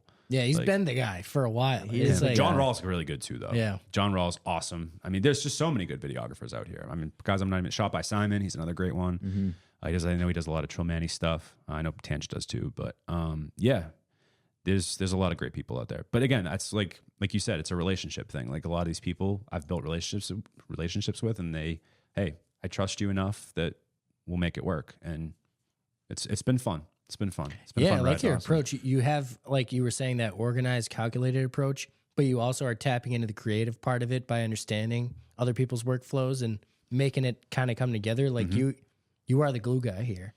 And Trying. having that space, I think, is like so powerful. Not, Oh my God, it's changed everything. Absolutely. yeah, It's changed everything. Of course, you've said it here. Like just the space is I mean, like we are just starting to come back having this space, feeling like, oh, we can bring somebody to a place that's stationary. We were very mobile before. Right. And right. now, No, and that makes it so hard to be, Yeah. to continue. Trust me, I was at that place at one point too. And it's not fun. yeah. Yeah, that's awesome. So we're very happy for you. And Thanks so much, you're guys. going to be having the mixer soon, right? You said, so Would love to do that. Yeah, are, I'd love do you to have guys dates on. set up, or are we just, is this a thought? It's just it's a thought we've had. Okay. We want to do more networking events for sure. We did Yeah. one for artists a few months ago. Was it almost maybe more closer to 6 months now? I think it was in May or June. So it's actually been that long. But yeah, no, we definitely want to do more out of that, because again, it's also a space too that we can definitely, I think, it can hold a good amount of people, and it's spacious enough, and we want, that's more things we want to do in 2025 is more community led things, and just to say, hey, come on and hang out and network and meet people. Like, doesn't Nowhere Studios do something like that? They have like They have community every day. Tuesday community day, which is awesome. Yeah, their that's community day incredible. is so cool. I've been meaning to go to one. I know we need to. It's just so far away, but we'll get there. We'll do it. You should. It's fun. I used to go a lot when I was Maybe we'll recording sleep there. at your studio and we'll shoot over there after. There you go. Yeah. That works. That There's works. couches. We can sleep there. I'll Plenty- sleep yeah, there. there's some comfy couches in there. No, for sure. I'll sleep on Say That. You sleep on turntables. All right, sounds good. And then we'll. That's the plan. We did it. We're going to community day. The dedication to get to community day. Yeah, Yeah. I love it. Sleep Yeah, you over. gotta camp out. So, is there turntables merch So it's a or good AOA question. merch? We had an AOA merch run. We ran out of it. We gotta get more. I haven't had turntable teachers merch for a while, and it's probably something I gotta get on. Absolutely. The other thing too is like, there's so many, again, you guys probably know this too, there's just like so many things in a day. Yeah. It's something like that where it's like that, something like that We always got gets merch put on like the back burner. 4 years ago and haven't done it since. Yeah. Yeah. Well, it's like Still it's got hard. 4 Expensive. extra large T-shirts if anyone wants them. Yeah. So our thing was that we wanted to. You get so excited, you print out some T-shirts and you're like, people are going to buy these. But then as time went on and we kept having podcast guests, I was like, I'd rather have our guests wear this stuff. That's- So we I just kept just giving it giving them away. away. was thinking about Yeah. that as you said it. I said I should honestly just print up a bunch of shit and just give it to people that come on the show. So or like this, like I almost thought about it too. I was like, damn, I wish I had merch because I would have Yeah. brought you guys something. Like that was shitty of me that I didn't even do that. Yeah, and I thought about it here. I was like, I got to start giving out sweatshirts because the barn's getting a little cold. out here. Chilly. We do have the heater. We're working on it, guys. So don't. No, but like it's It's I comfortable mean, this right is now. so cool what you guys have here. Like, love this. Thank you. And Thank you. Yeah. a little you again, what I love about what you guys do is like you guys don't box yourselves in at all with your show. Like, and you guys obviously, you guys are such a, I think, an amalgamation of what Boston and like the culture of Boston is, right? Sports, music, like all that sort of stuff. You guys like make it all kind of work. So Yeah. I love Appreciate that. you saying that. I Yeah. love Thank that. you, man. Because Thank it you. is. I remember showing our page to somebody once, and they kind of laughed, like, "What is it?" They were like, "Is it sports? Is it music?" I was like, "It's kind of just It's everything. the whole thing." kinda Like I was like, "It's everything. all." I mean, the it stuff. started with just sports and music, but I don't know. When I was listening to our last episode with Pete, I'm like, we covered so many different things that have You nothing really to did. do with Yeah. sports and music, and it was all good. Like it was all I apologize. entertaining. We Yeah. don't have a script ready, so we can't do a table read with you today. But That was pretty funny. we'll was do really one funny. next time. We'll do one next time. Yeah, We'll do maybe- one on your show. We'll I was bring a just script. about to say maybe we'll do some Yeah, type of we could do table that. read on I do mine. like that idea. That was Owen's That is idea. cool. Yeah. Thank you. I appreciate that. But yeah, no, Appreciate the it's credit. I'm happy for you guys being back. It's just it's great to see because like It's I fun to said, be back. you guys have a great platform. What you do, obviously the playlist, Thank you. and then I get a lot of my sports updates from you guys. Oh, yeah. Jump on Hell yeah. Instagram and I see a sports update. Love it's it. Jack's love like it. an encyclopedia. You know everything. Yeah, you're a big I do sports know guy, a lot right? about sports. Yeah, yeah. That's great. I mean, it was in A the, lot of the random stuff. well, the clip with Pete. You guys had like all the old Celtics players that You like. see, yeah. one of them commented. One of the players I that we didn't talked see about. that. No commented. way. Gigi Datome. He's like this Italian dude Oh, who he's the played for the one- Celtics for half a season. And Pete says he sees He them.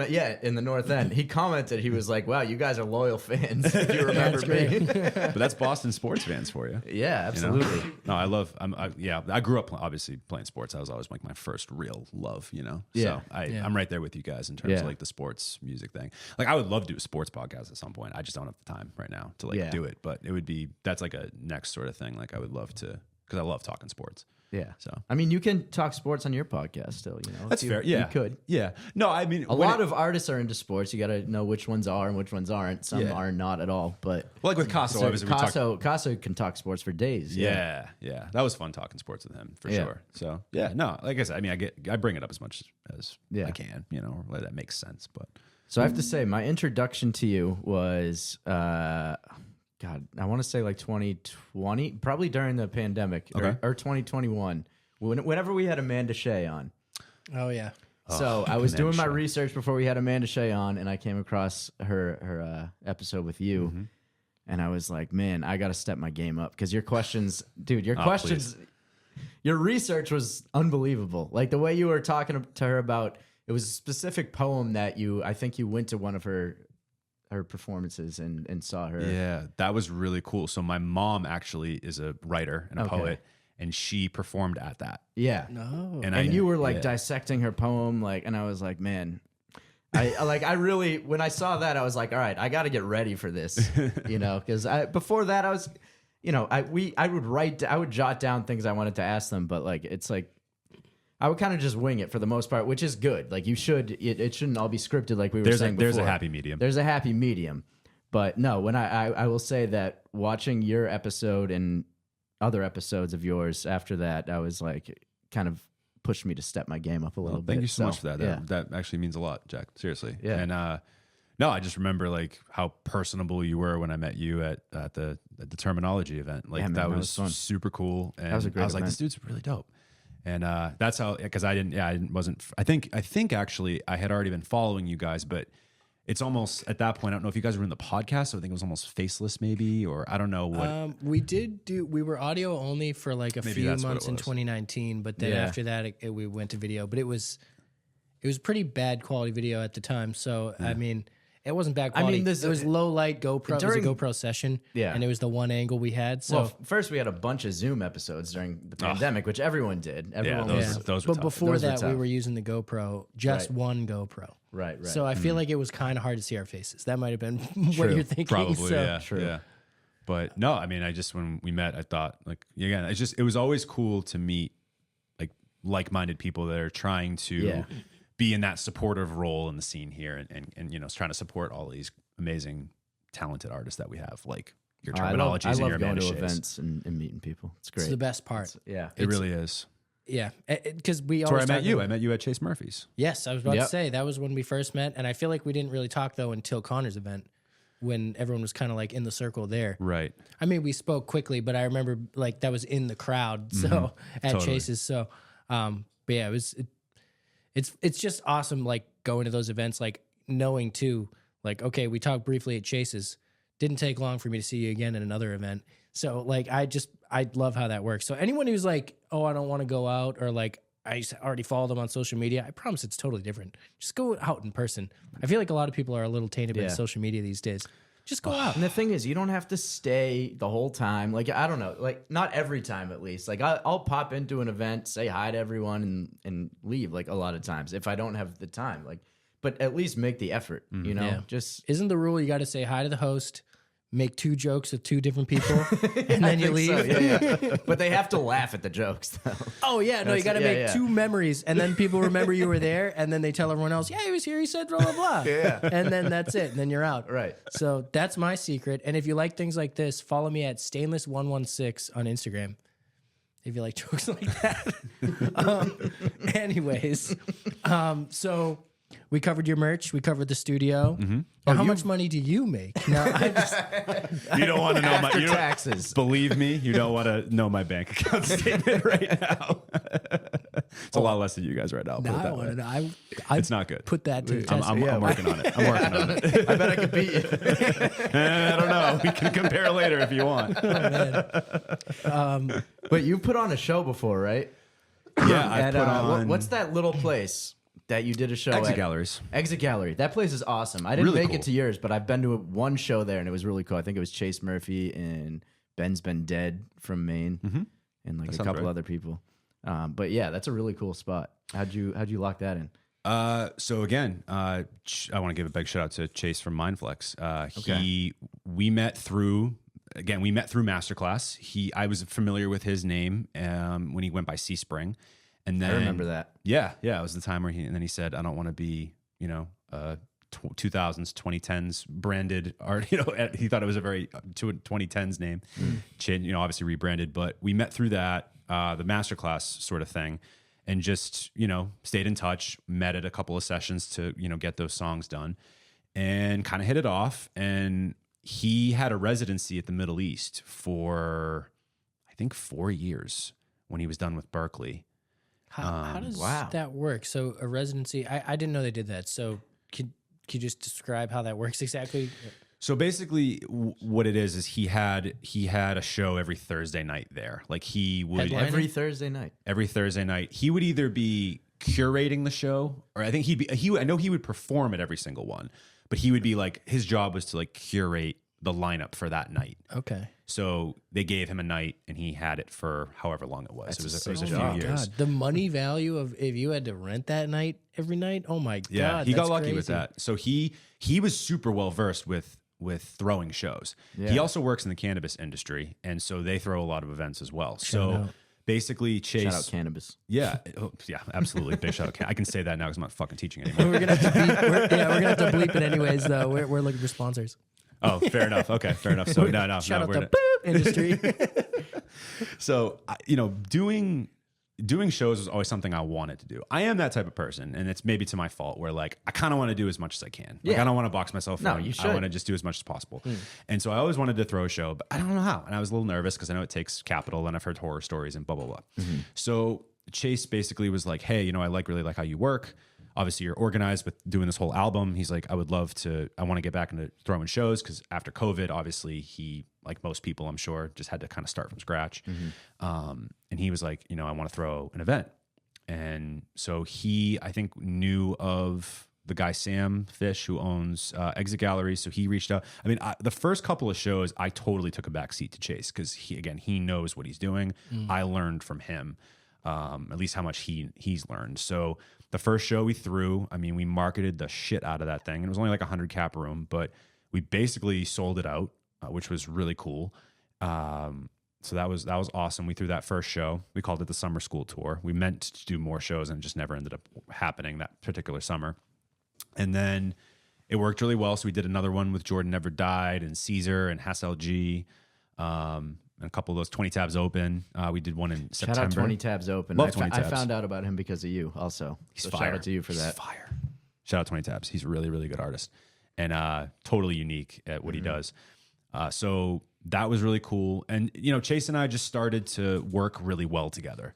We both have strengths in, this particular, I found that I've had certain strengths with throwing shows, and he's, a great marketing mind, and, I'm somebody that likes to get things across the finish line. So we just worked really well together on those. And then the next one we ended up doing was, and then I threw a show called The Fire Inside, which actually we're doing another installment of that. I'll announce that now. It's going to be December 20th. I won't say the lineup yet, but December 20th at the Middle East again, upstairs. We're doing that again. I threw that with Bee Cave. So similar thing, like he noticed that I was throwing some shows, and he's like, "Hey, I'm home. I need some help with marketing. Do you want to like attach your name to this?" And I was like, "Sure, let's do it." Came up with the marketing and kind of ran with it. Again, same thing. It went really well. And so we've kind of been just trying to tackle like smaller venues and, just trying to work our way up in that. And then in April, we threw a cannabis music festival, mini music festival at Diaspora in Harvard Square. That was probably our biggest show to date. And that went really, really well. We had like a Malik Elijah, Brandy Blaze, Jeff Porter, Isaac Groove. Obviously, Mindflex was on that one. Isha, who I know, obviously, formerly Isha from the 978, she was on that. Fire. Is she officially just Isha now? She's Isha. With She's an Isha. exclamation point. That's all I was calling her anyways. Yeah. From No, the 978 100%. was too long. It was a great rebrand for her. Yeah, And she dropped that song. Her with, new EP is called R.I.P. Isha from the 978. so great. Oh, good. She's good. fantastic, by the way. Big shout out to she's her. amazing. She's like When Owen and I saw her live for the first time, we were like, "What?" Immediately captivated. Yeah. you. She's Immediately. incredible. We had, and then Caesar was on that lineup too. Hassel G. We had DJ Fab and Bensels and Bensels. I just found out about him recently. Bensels is the fucking Hold man. on. Benzel's Bensels? like Bensels. pencil, Yeah, but with a B. Pencils, but with a B. He just DM'd us like a couple weeks ago and was like, I got a new song out. So I checked it out. It was good. So I put it on the playlist. Does he have a partner named Benz?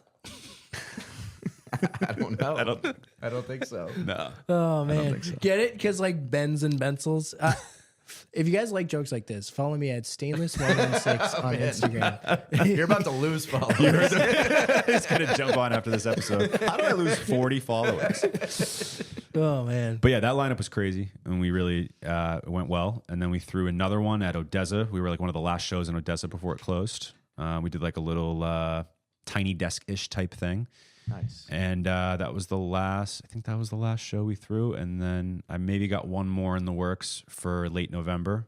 I don't know if it'll be out by then, but I don't want to speak on that yet because it's not 100% in. So I don't want to like speak it into its existence and have it not pan out. But yeah, so it's a lot of work, but it's enjoyable. It's fun. I like, obviously, I loved growing up, loved going to concerts, and especially in my 20s, early 20s, I loved going to shows. And it's cool to throw events and give artists a chance to, perform. It's a lot of fun. It's a lot of fun. So kind of something I'm working on in the background. And, you know, as the wind blows, like as opportunities present themselves, like again, me and BK want to run Fire Inside back because it just worked well last year. And we have a lot more time this year to, get it prepped than we did last year. So Hell yeah. Yeah. So I don't know if this is a post-pandemic thing specifically or just in general. I think maybe it's kind of changed, but it's very difficult to get venues. Oh my or at God, least that is main the venues. hardest part, 100%. So I just want to say on air here, because we also would love to do shows. We were collaborating with Bars Over Bars for a little while in the small venues. The big venues are impossible to get a date with unless you do it way. like 2 years from now. Yeah, it's So I'm crazy. thinking, let's just as a squad just book dates and then we'll all figure it out and make a show together whenever we need. I mean, I would love that. I just feel like That it's would the be move great. because we know who to ask to do the shows, and like they're probably not going to give us every Friday for the next year. So it's like, let's all just do it. Let's just get them.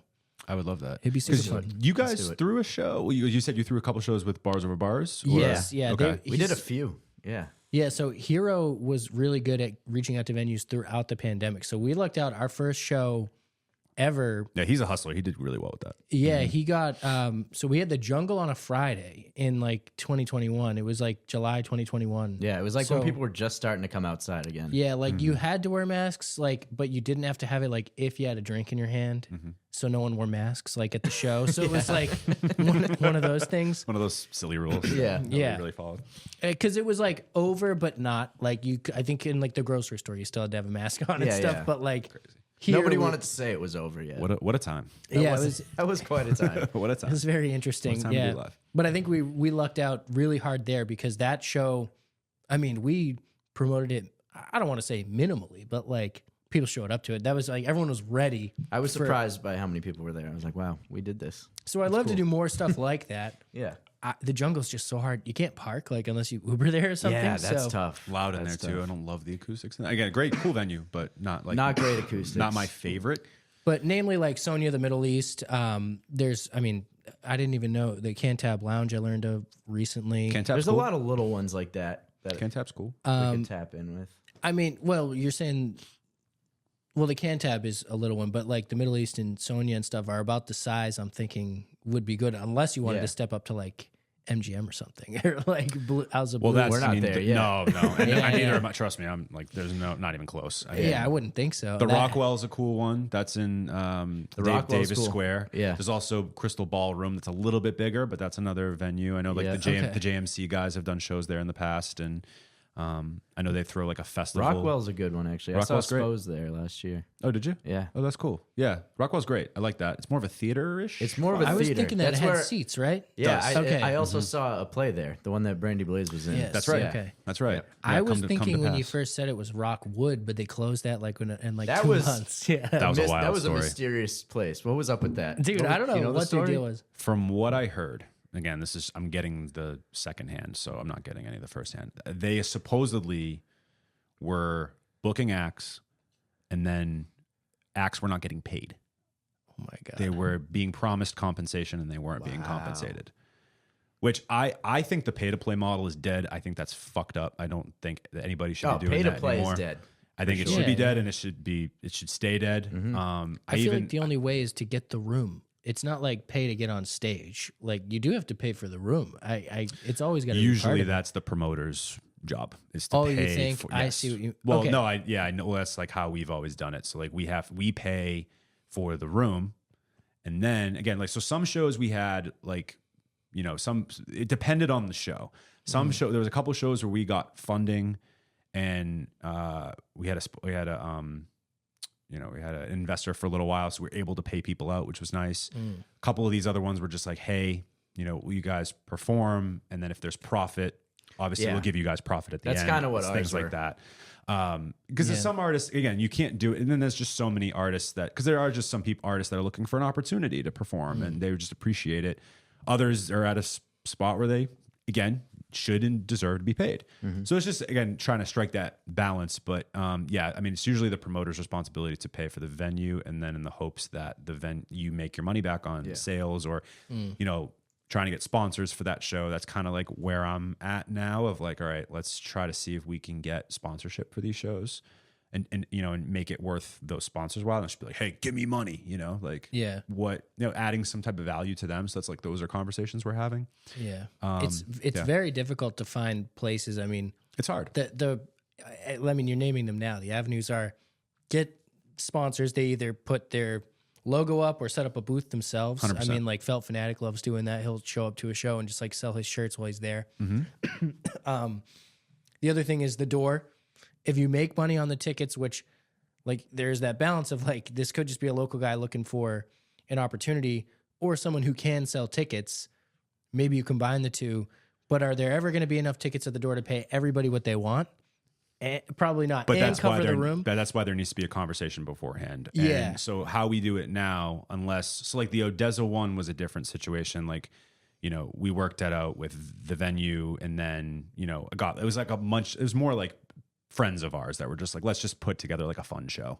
It was completely free.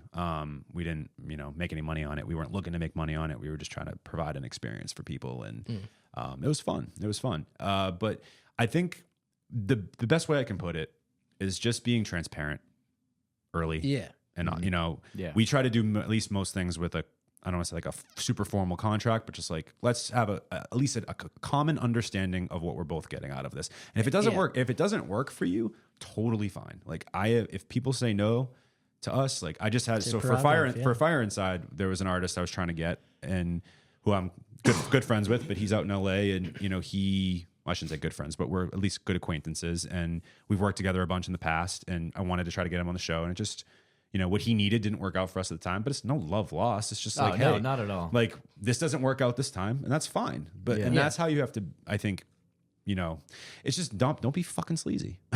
No, yeah. Well, expectation is the root of disappointment. I mean, if you think an artist is going to come perform for free, that's kind of crazy. And if an artist thinks they're going to come and get paid some amount that you didn't talk about, that's crazy. So like, 100%. you gotta, expectation is just the root of disappointment.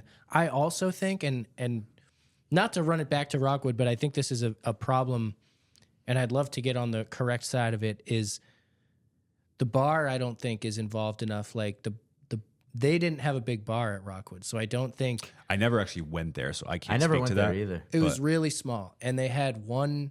Like it was. Oh yeah, you saw Matt Corman there and Robert Martino, right? Yeah, well, I saw Robert Martino. I don't know Robert's Matt a good guy. Corman. Yeah, Matt Corman was headlining. I probably saw him, but I was there Matt's for dope. Robert Martino. Yeah, it's not that I don't like him. I just don't really know him. Yeah. It was a good show though. But the bartender, super slow, is taking his time, like not like turning drinks over, which I feel like is what that place is making its money off of. And it just seemed really weird to me because there were people waiting. It wasn't like, That was one of the complaints when I looked at reviews for them online. yeah, I mean, that's how they make their money. There was like, they didn't really serve food. They didn't do anything. Like it was just, I think they had food, but like there weren't tables to sit at and stuff. It wasn't a restaurant. It was just a venue, and they weren't turning over the thing that pays.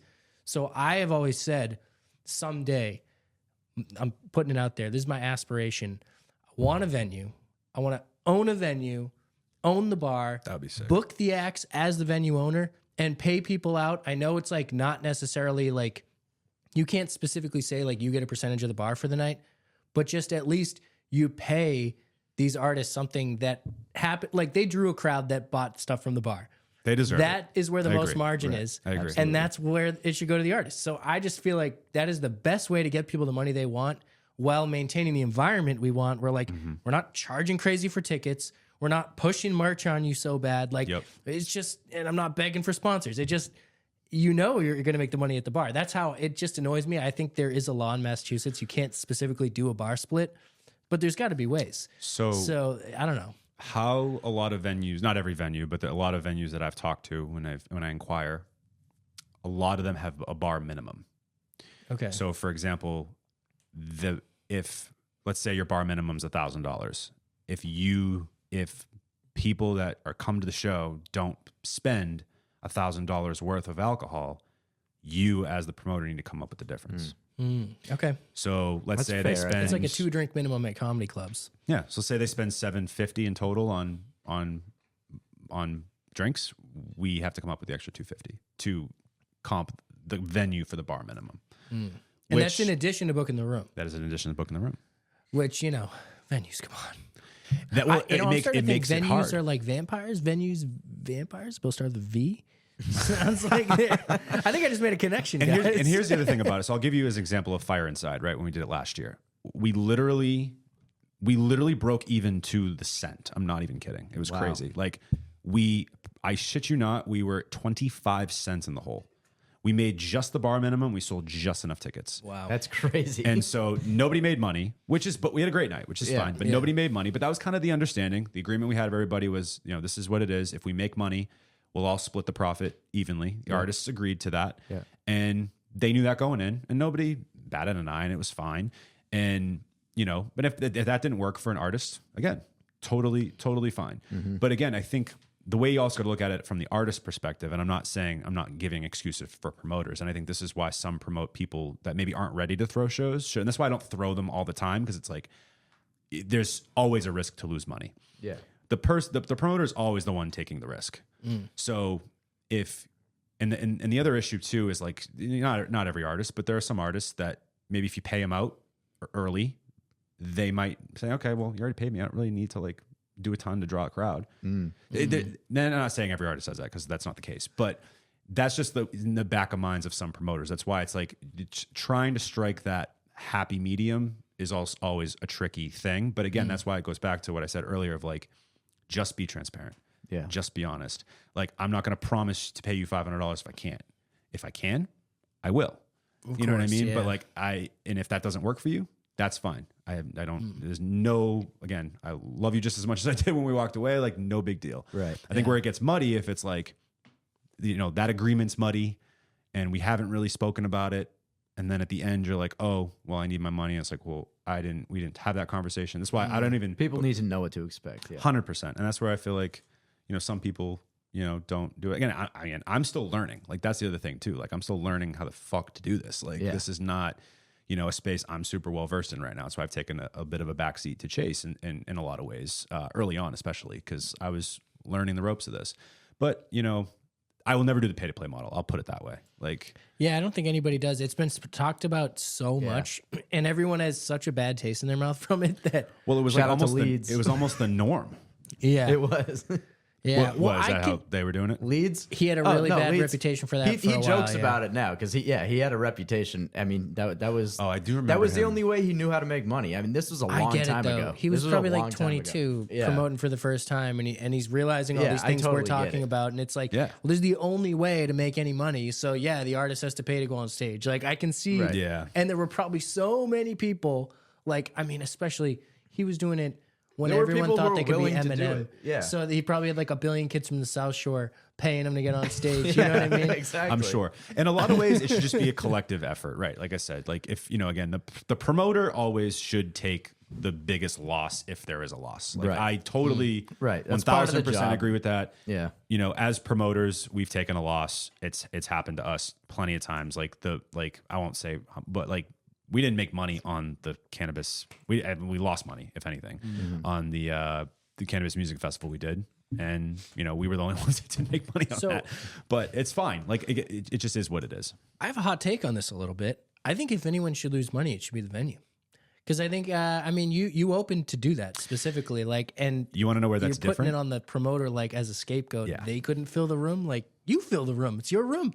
You This know is, what I mean? this is the problem with throwing shows in America. It's not like this anywhere else. If you go tour, that's why people like MDOT and Rex and all these Yeah. people, they do so well overseas Yeah, yeah. because these venues, it's the complete opposite, where these venues are like, okay, how much do I need to give you for you to perform at my venue? Not like, hey, what are you going to pay me to do a show here? It's a completely different situation versus here, like you said. And I don't know what the fix is, truthfully. I really don't.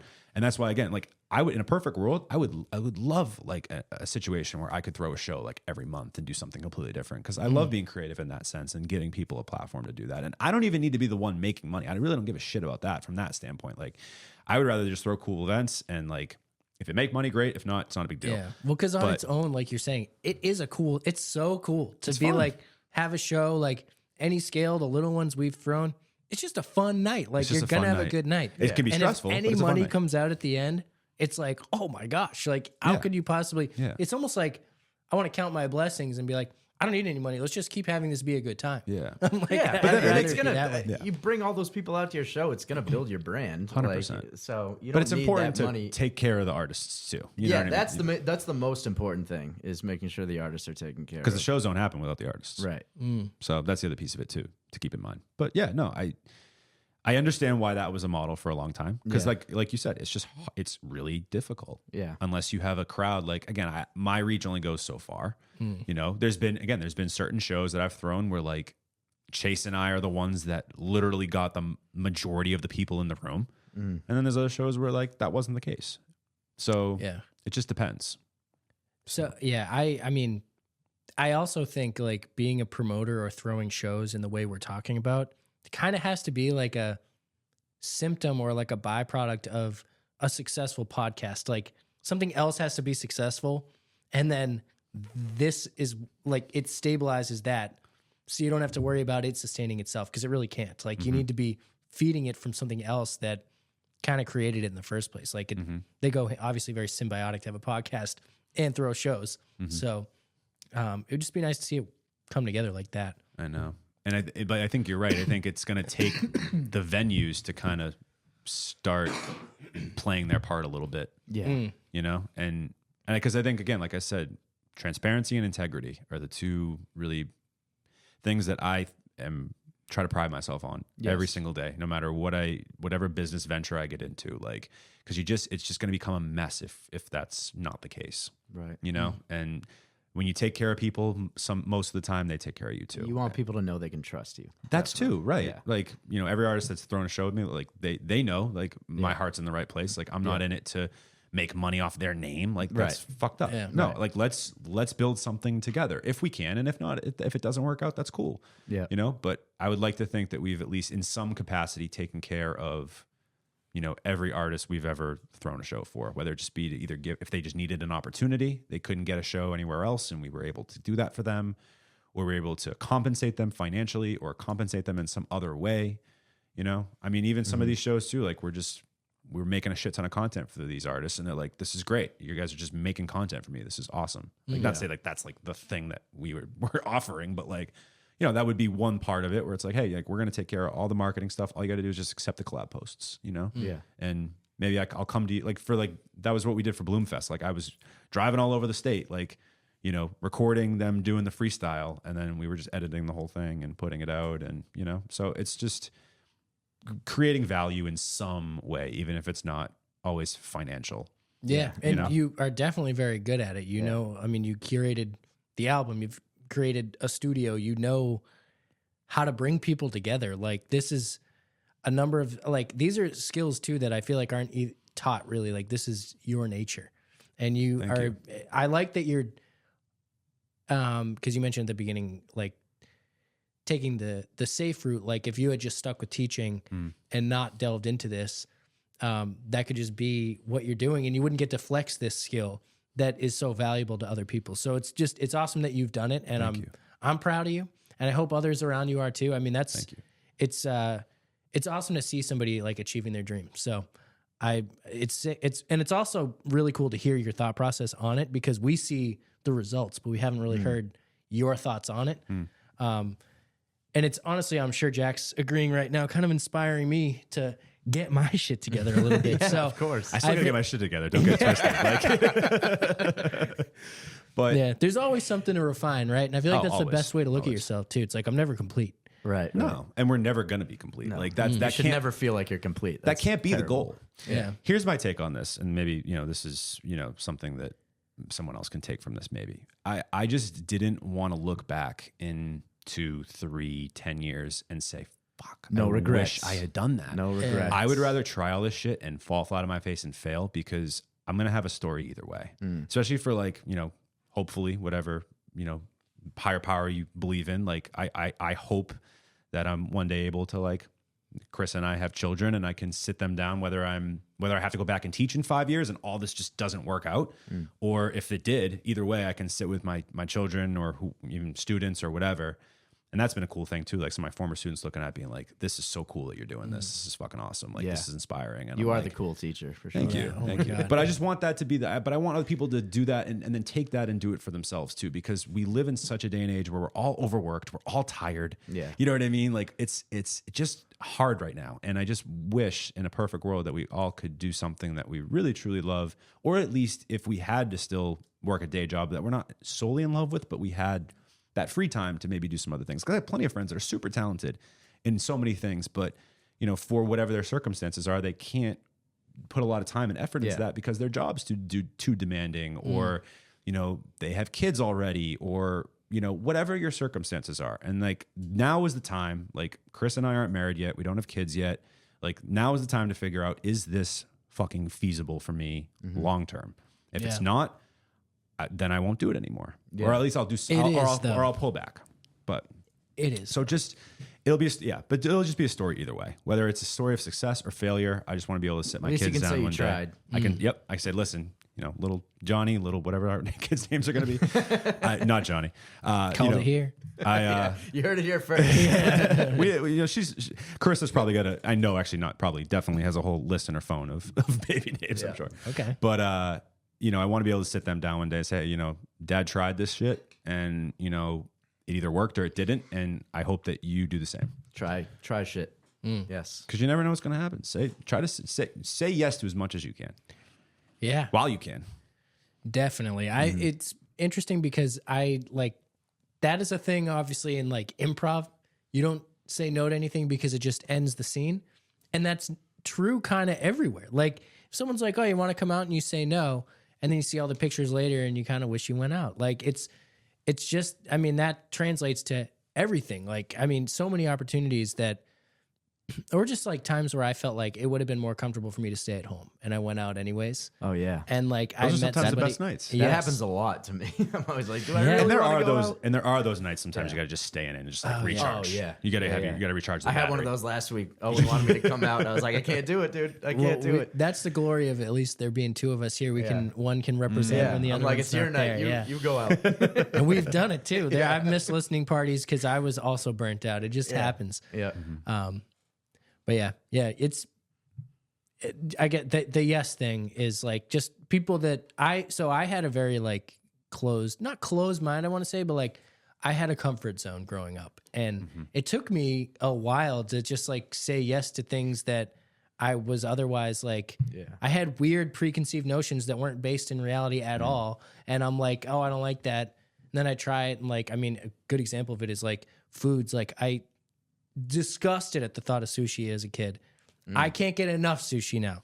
So I'm like, it's how things like that. It's called growing up. You gotta try. Yeah, you gotta try. And even if you don't like it the first time, now you know what it tastes like. The shock's over. Maybe you like it the second time. It's just try stuff, whatever it is. Put some wasabi on it. Yeah. Yeah, and I mean, I'm saying it kind of broadly because the analogy could be anything. Like, try the thing, try producing, download FL Studio, whatever. It's $90. Get it. Like, I think the base one's $90. Yeah. I forget. Like, just anything, whatever. How it much is, did you try it. spend on weed last month? No, exactly. Yeah. Good to think You about know? that. It's It's so like- true. yeah. It's like, you spent $50 on takeout, and instead Yeah, of like, exactly. but I don't have the $50 to Right. invest in myself. Like, Right. I had to actually have an honest conversation with myself pretty recently too, of like that exactly, of like, all right, like, where am I actually like spending my own money? Like I need to just more invest in myself. I'm like spending it on stupid shit. And like, you know, I don't know. I think one of the things you brought up, Owen, that, you know, has probably been true for most generations, but I feel like it's so much more now, or maybe I'm just seeing it because of the age I'm at and what I was doing. But being a teacher for 8 years, especially in this day and age, I saw a lot of kids that just like unwilling to take risks in my classes, you know, playing it safe, feeling like they didn't want to be the person that was going to be outgoing and like, you know, put themselves out there. And it's like sad to see, because it's like, you know, and I know maybe they're still growing and maybe they'll grow, a lot of them will grow out of it. Yeah. Because I will say in high school, I was kind of like that. So well, I was Same, too. Yeah. But it was a lot of deep-seated insecurity. It was a lot of just like, It's hard not to be at that age. Like you yeah. really Oh, have to 100%. fight it in high 100%. school. I mean, you got to have like the perfect home situation too. And if even then, sometimes it doesn't work out that. So yeah, I mean, for me, it was just a matter of trying to tell these kids like, hey, like school is where you can take some of these chances. Like I always tried to make my classroom a place where kids could feel comfortable enough to try to take some of those risks. And then, you know, if not, it's fine. But that was always the goal, more than anything else. And yeah, I mean, I hope that, you know, younger generations don't feel as much of that. I think, you know, social media has definitely played a huge factor in that, in both facets. I think both ways. I think it's created a ton of opportunity, but I think it's also created a lot of anxiety and it's like the best and worst thing to ever happen. Literally, like there's nothing more polarizing than it, I think, in human history to this point. Oh yeah. I mean, it's high highs and low lows. I mean, like when we first got Facebook, I remember seeing stuff like either about you or adjacent to you and like having like heart sinking feelings, you know, like you're just like, oh my gosh, this means that I'm like this and everyone thinks that, you know, you put yourself in buckets. It's like young insecurity, but now Facebook shows you memories from 2009 to and just I delete to them remind all, you of dude. those times. I delete them all. I'm like, why did I say that? Oh my Like, god, what the hell? But people use Facebook as like a diary.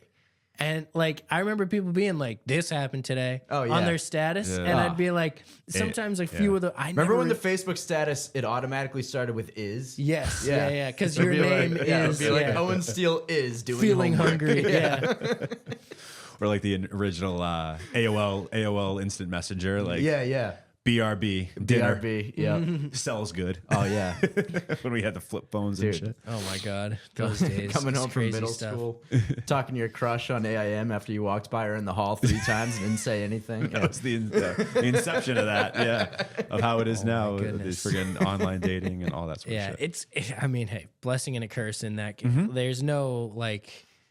I do think it's a good thing overall. It's brought people together. It's made industries kind A of lot of like good and a come lot up. of bad. That's all I can say. Yeah, but I think it comes down to the individual. Like you have to Yeah. know, pull yourself out of those ruts. Like you're gonna have them. So it's like social Use media it doesn't to your cause them. advantage as much as Yeah. possible. Yeah. I think it comes down to the individual. But taking those risks, do the thing you love. I guess let's bring it back. You got to do the thing you love. Is what it is. We unfortunately lost your camera. That's but okay. We're getting there. That's okay. We're good. That'll be upgrade number 2. That's okay. Yeah. You just little upgrades as you go. Baby Exactly. steps. Baby steps, guys. Appreciate it. But yeah, so I guess we should probably wrap. Do you have anything you'd like to plug? We can't find merch anywhere yet, but do you have anything lying around? Maybe if someone wants to DM you about it. We have a few. We're probably gonna get rid of them. We have a few hats, AOA hats. Unfortunately, hold on though. Hold on. No, we don't. It's probably a good thing that I brought this up towards. You're asking this towards the end because I'm gonna try to say this as non-controversial as I can. So they're red with white lettering. So they kind of sometimes, if you look too quickly, Look like a MAGA hat. They look like I got you. I got you. Interesting. And so we've Okay. had some people looking at them. One of our clients actually walked in and they've been sitting there for a while. No one's buying them. And I was like, why are there nobody buying the red hats? It didn't dawn on me at first. Yeah. And then one of our clients, shout out the Chirping Zebras. They're one of our The clients. chirping zebras. Yeah, they're 2 former hockey NHL referees. I was gonna say chirping zebras. Wow, I That's could have guessed hilarious. that they were hockey referees. 2 former NHL referees turned comedians who host a podcast, and they're one of our That's bigger hilarious. clients. Okay. They're great. Shout out Mark and Gino. But Gino and Mark walked out after one night of recording, And they're like, oh, hey, so you guys got, and they're both from Southie. So they're like, oh, hey, so you guys got the MAGA hats. And we're just like, the MAGA AOA hats. We're like, what? We're like, no, we can't get rid of these. not what that That's is. not what that is. That was not the intention when they were bought. That's hilarious. Yeah, anyway. But so we have some of those lying around if you want them. We'll literally just give you those if you want them. We're not even going to sell those shits. Yeah, I mean, at some point, trying to get some more AOA merch. That's kind of in the works. Probably try to get some turntable stuff too. But I don't know. More so, just like I said, just trying to do more things for the community. Look out for some of our community led events that we do at AOA. If you're interested, some of those are like open invite. You can just kind of come. Some are private. So obviously, if you're invited, you're more than welcome. If not, like we do some public events as well from time to time. Just obviously follow us at AOA Studios and AOAstudios.org if you're looking for, any sort of services like podcasting, recording, mixing, engineering, videography. We're trying to do it all, photography Doing it even. all. And then try to come out if we're throwing a show. Fire Inside, December 20th at the Middle East upstairs. I got you guys, so. I would love, Appreciate it. love it. Thank you. If you're around, I know it's holiday season, but if people Should are be around, around. Put me on the list. well, I got you. And Please. I got you. And so that would be something that would be, something I would definitely want to plug. And just if you want to check out the podcast, Turntable Teachers, we host musicians, people in the music scene, podcasters, all that sort of fun stuff. Great musicians. Always good ones. Yeah, it's fun. The guest list is going strong. Yeah. So it's a lot of fun. And just shout out to my family, my mom especially. Much love, Mom. Love you so much. Always got to And shout out Mom. my Shout out to fiance, moms. Carissa, love you to death. And obviously all my great friends and my great business partners. And everybody that's helped me get to this point because it takes a village. Absolutely. Does. Yeah. And big shout out to you guys for not Shout only out to having me you, on man. and, just being super supportive of everything that I'm doing. And We got to stick together. I completely agree. Definitely. And I can't wait to return the favor for you guys. Appreciate We'll it, space man. it out a little bit, but I promise. We won't do the repeat thing. Yeah, which is fine. No, but- that was fun. That was fun. I think it was worth posting them both so close. I think so. Yeah. Yeah, It was different. It was Totally. To your point, just almost full circle thing. It just was totally different podcast than what because I was sat in obviously for Pete's. It was like you got it, even with this. Like I'm probably a little long winded on some of these, so I appreciate you guys letting me kind of just go. Oh, no. But it's sometimes my own show, and I don't even get to. I kind of obviously want to defer to the guest and let them go. So No, that's the beautiful thing about being invited on someone else's. It's like, that's we get to actually talk and share our thoughts now. Yeah. Yeah. So we'll certainly return the favor and For sure. Can't maybe have wait. some fun pop quiz questions. for I'll you be guys. ready. Oh, yeah. I want to I'm pontificate excited so I'm hard. excited to see what you're going to find out about me. I can't wait. I'm ready for that pop quiz, though. Yeah, I'm actually absolutely. kind of scared about it, but I'm ready too. Last thing I'll say is if some people come on the show that don't know what it is, and I say pop quiz, it's almost like they get PTSD. Yeah. no, Oh, let's yeah. do They're like, Yeah. what? Pop yeah. quiz? Like, what the? And then I explain it. They're like, oh, okay. Like, it's all about you. Am I getting graded on no, this? that's what they say. I'm like, it's all about you. There's no way you can fail. It's like my little, Permanent record. Yeah. and then they're just like, oh, okay, that's cool. But they're like, Let's go into my pop quiz. podcast Like, what the fuck? GPA. Yeah, we do grade the podcasts. So I have a 2.7. we graded Owen's cookies. Come on and try his baked goods. Anybody that Yeah, please eat solid my baked goods. 7.9, but it's Solid, rising. yeah. It'll be better next time. you're only up from here. But I hope so. Yeah. It'll always be better. Only, what is it? Level Up Always? Or Level up always. LUA. Oh, I almost forgot Masterclass. New single every 2 to 3 weeks for the next however long till we roll out every single song. So There we go. Make sure you guys, hit us up on, Spotify, Apple, wherever you guys get your music and check those songs out. Every song is completely different, totally different vibe. All gas. Yep. So many different producers and artists. I appreciate everybody that was a part of that. All 63 of you. You guys are fucking That's amazing. amazing. You guys are absolutely amazing. And I'm just so humbled that you all thought it was worth it. So, and I think it will be. I hope it will be. So anyway, that was about it. Shout out to it. Thanks for coming on. Appreciate you guys. This Mike bad boy- Scarfo, Turntable Teachers. And there you go. That's it. That was Love awesome. Thank you guys.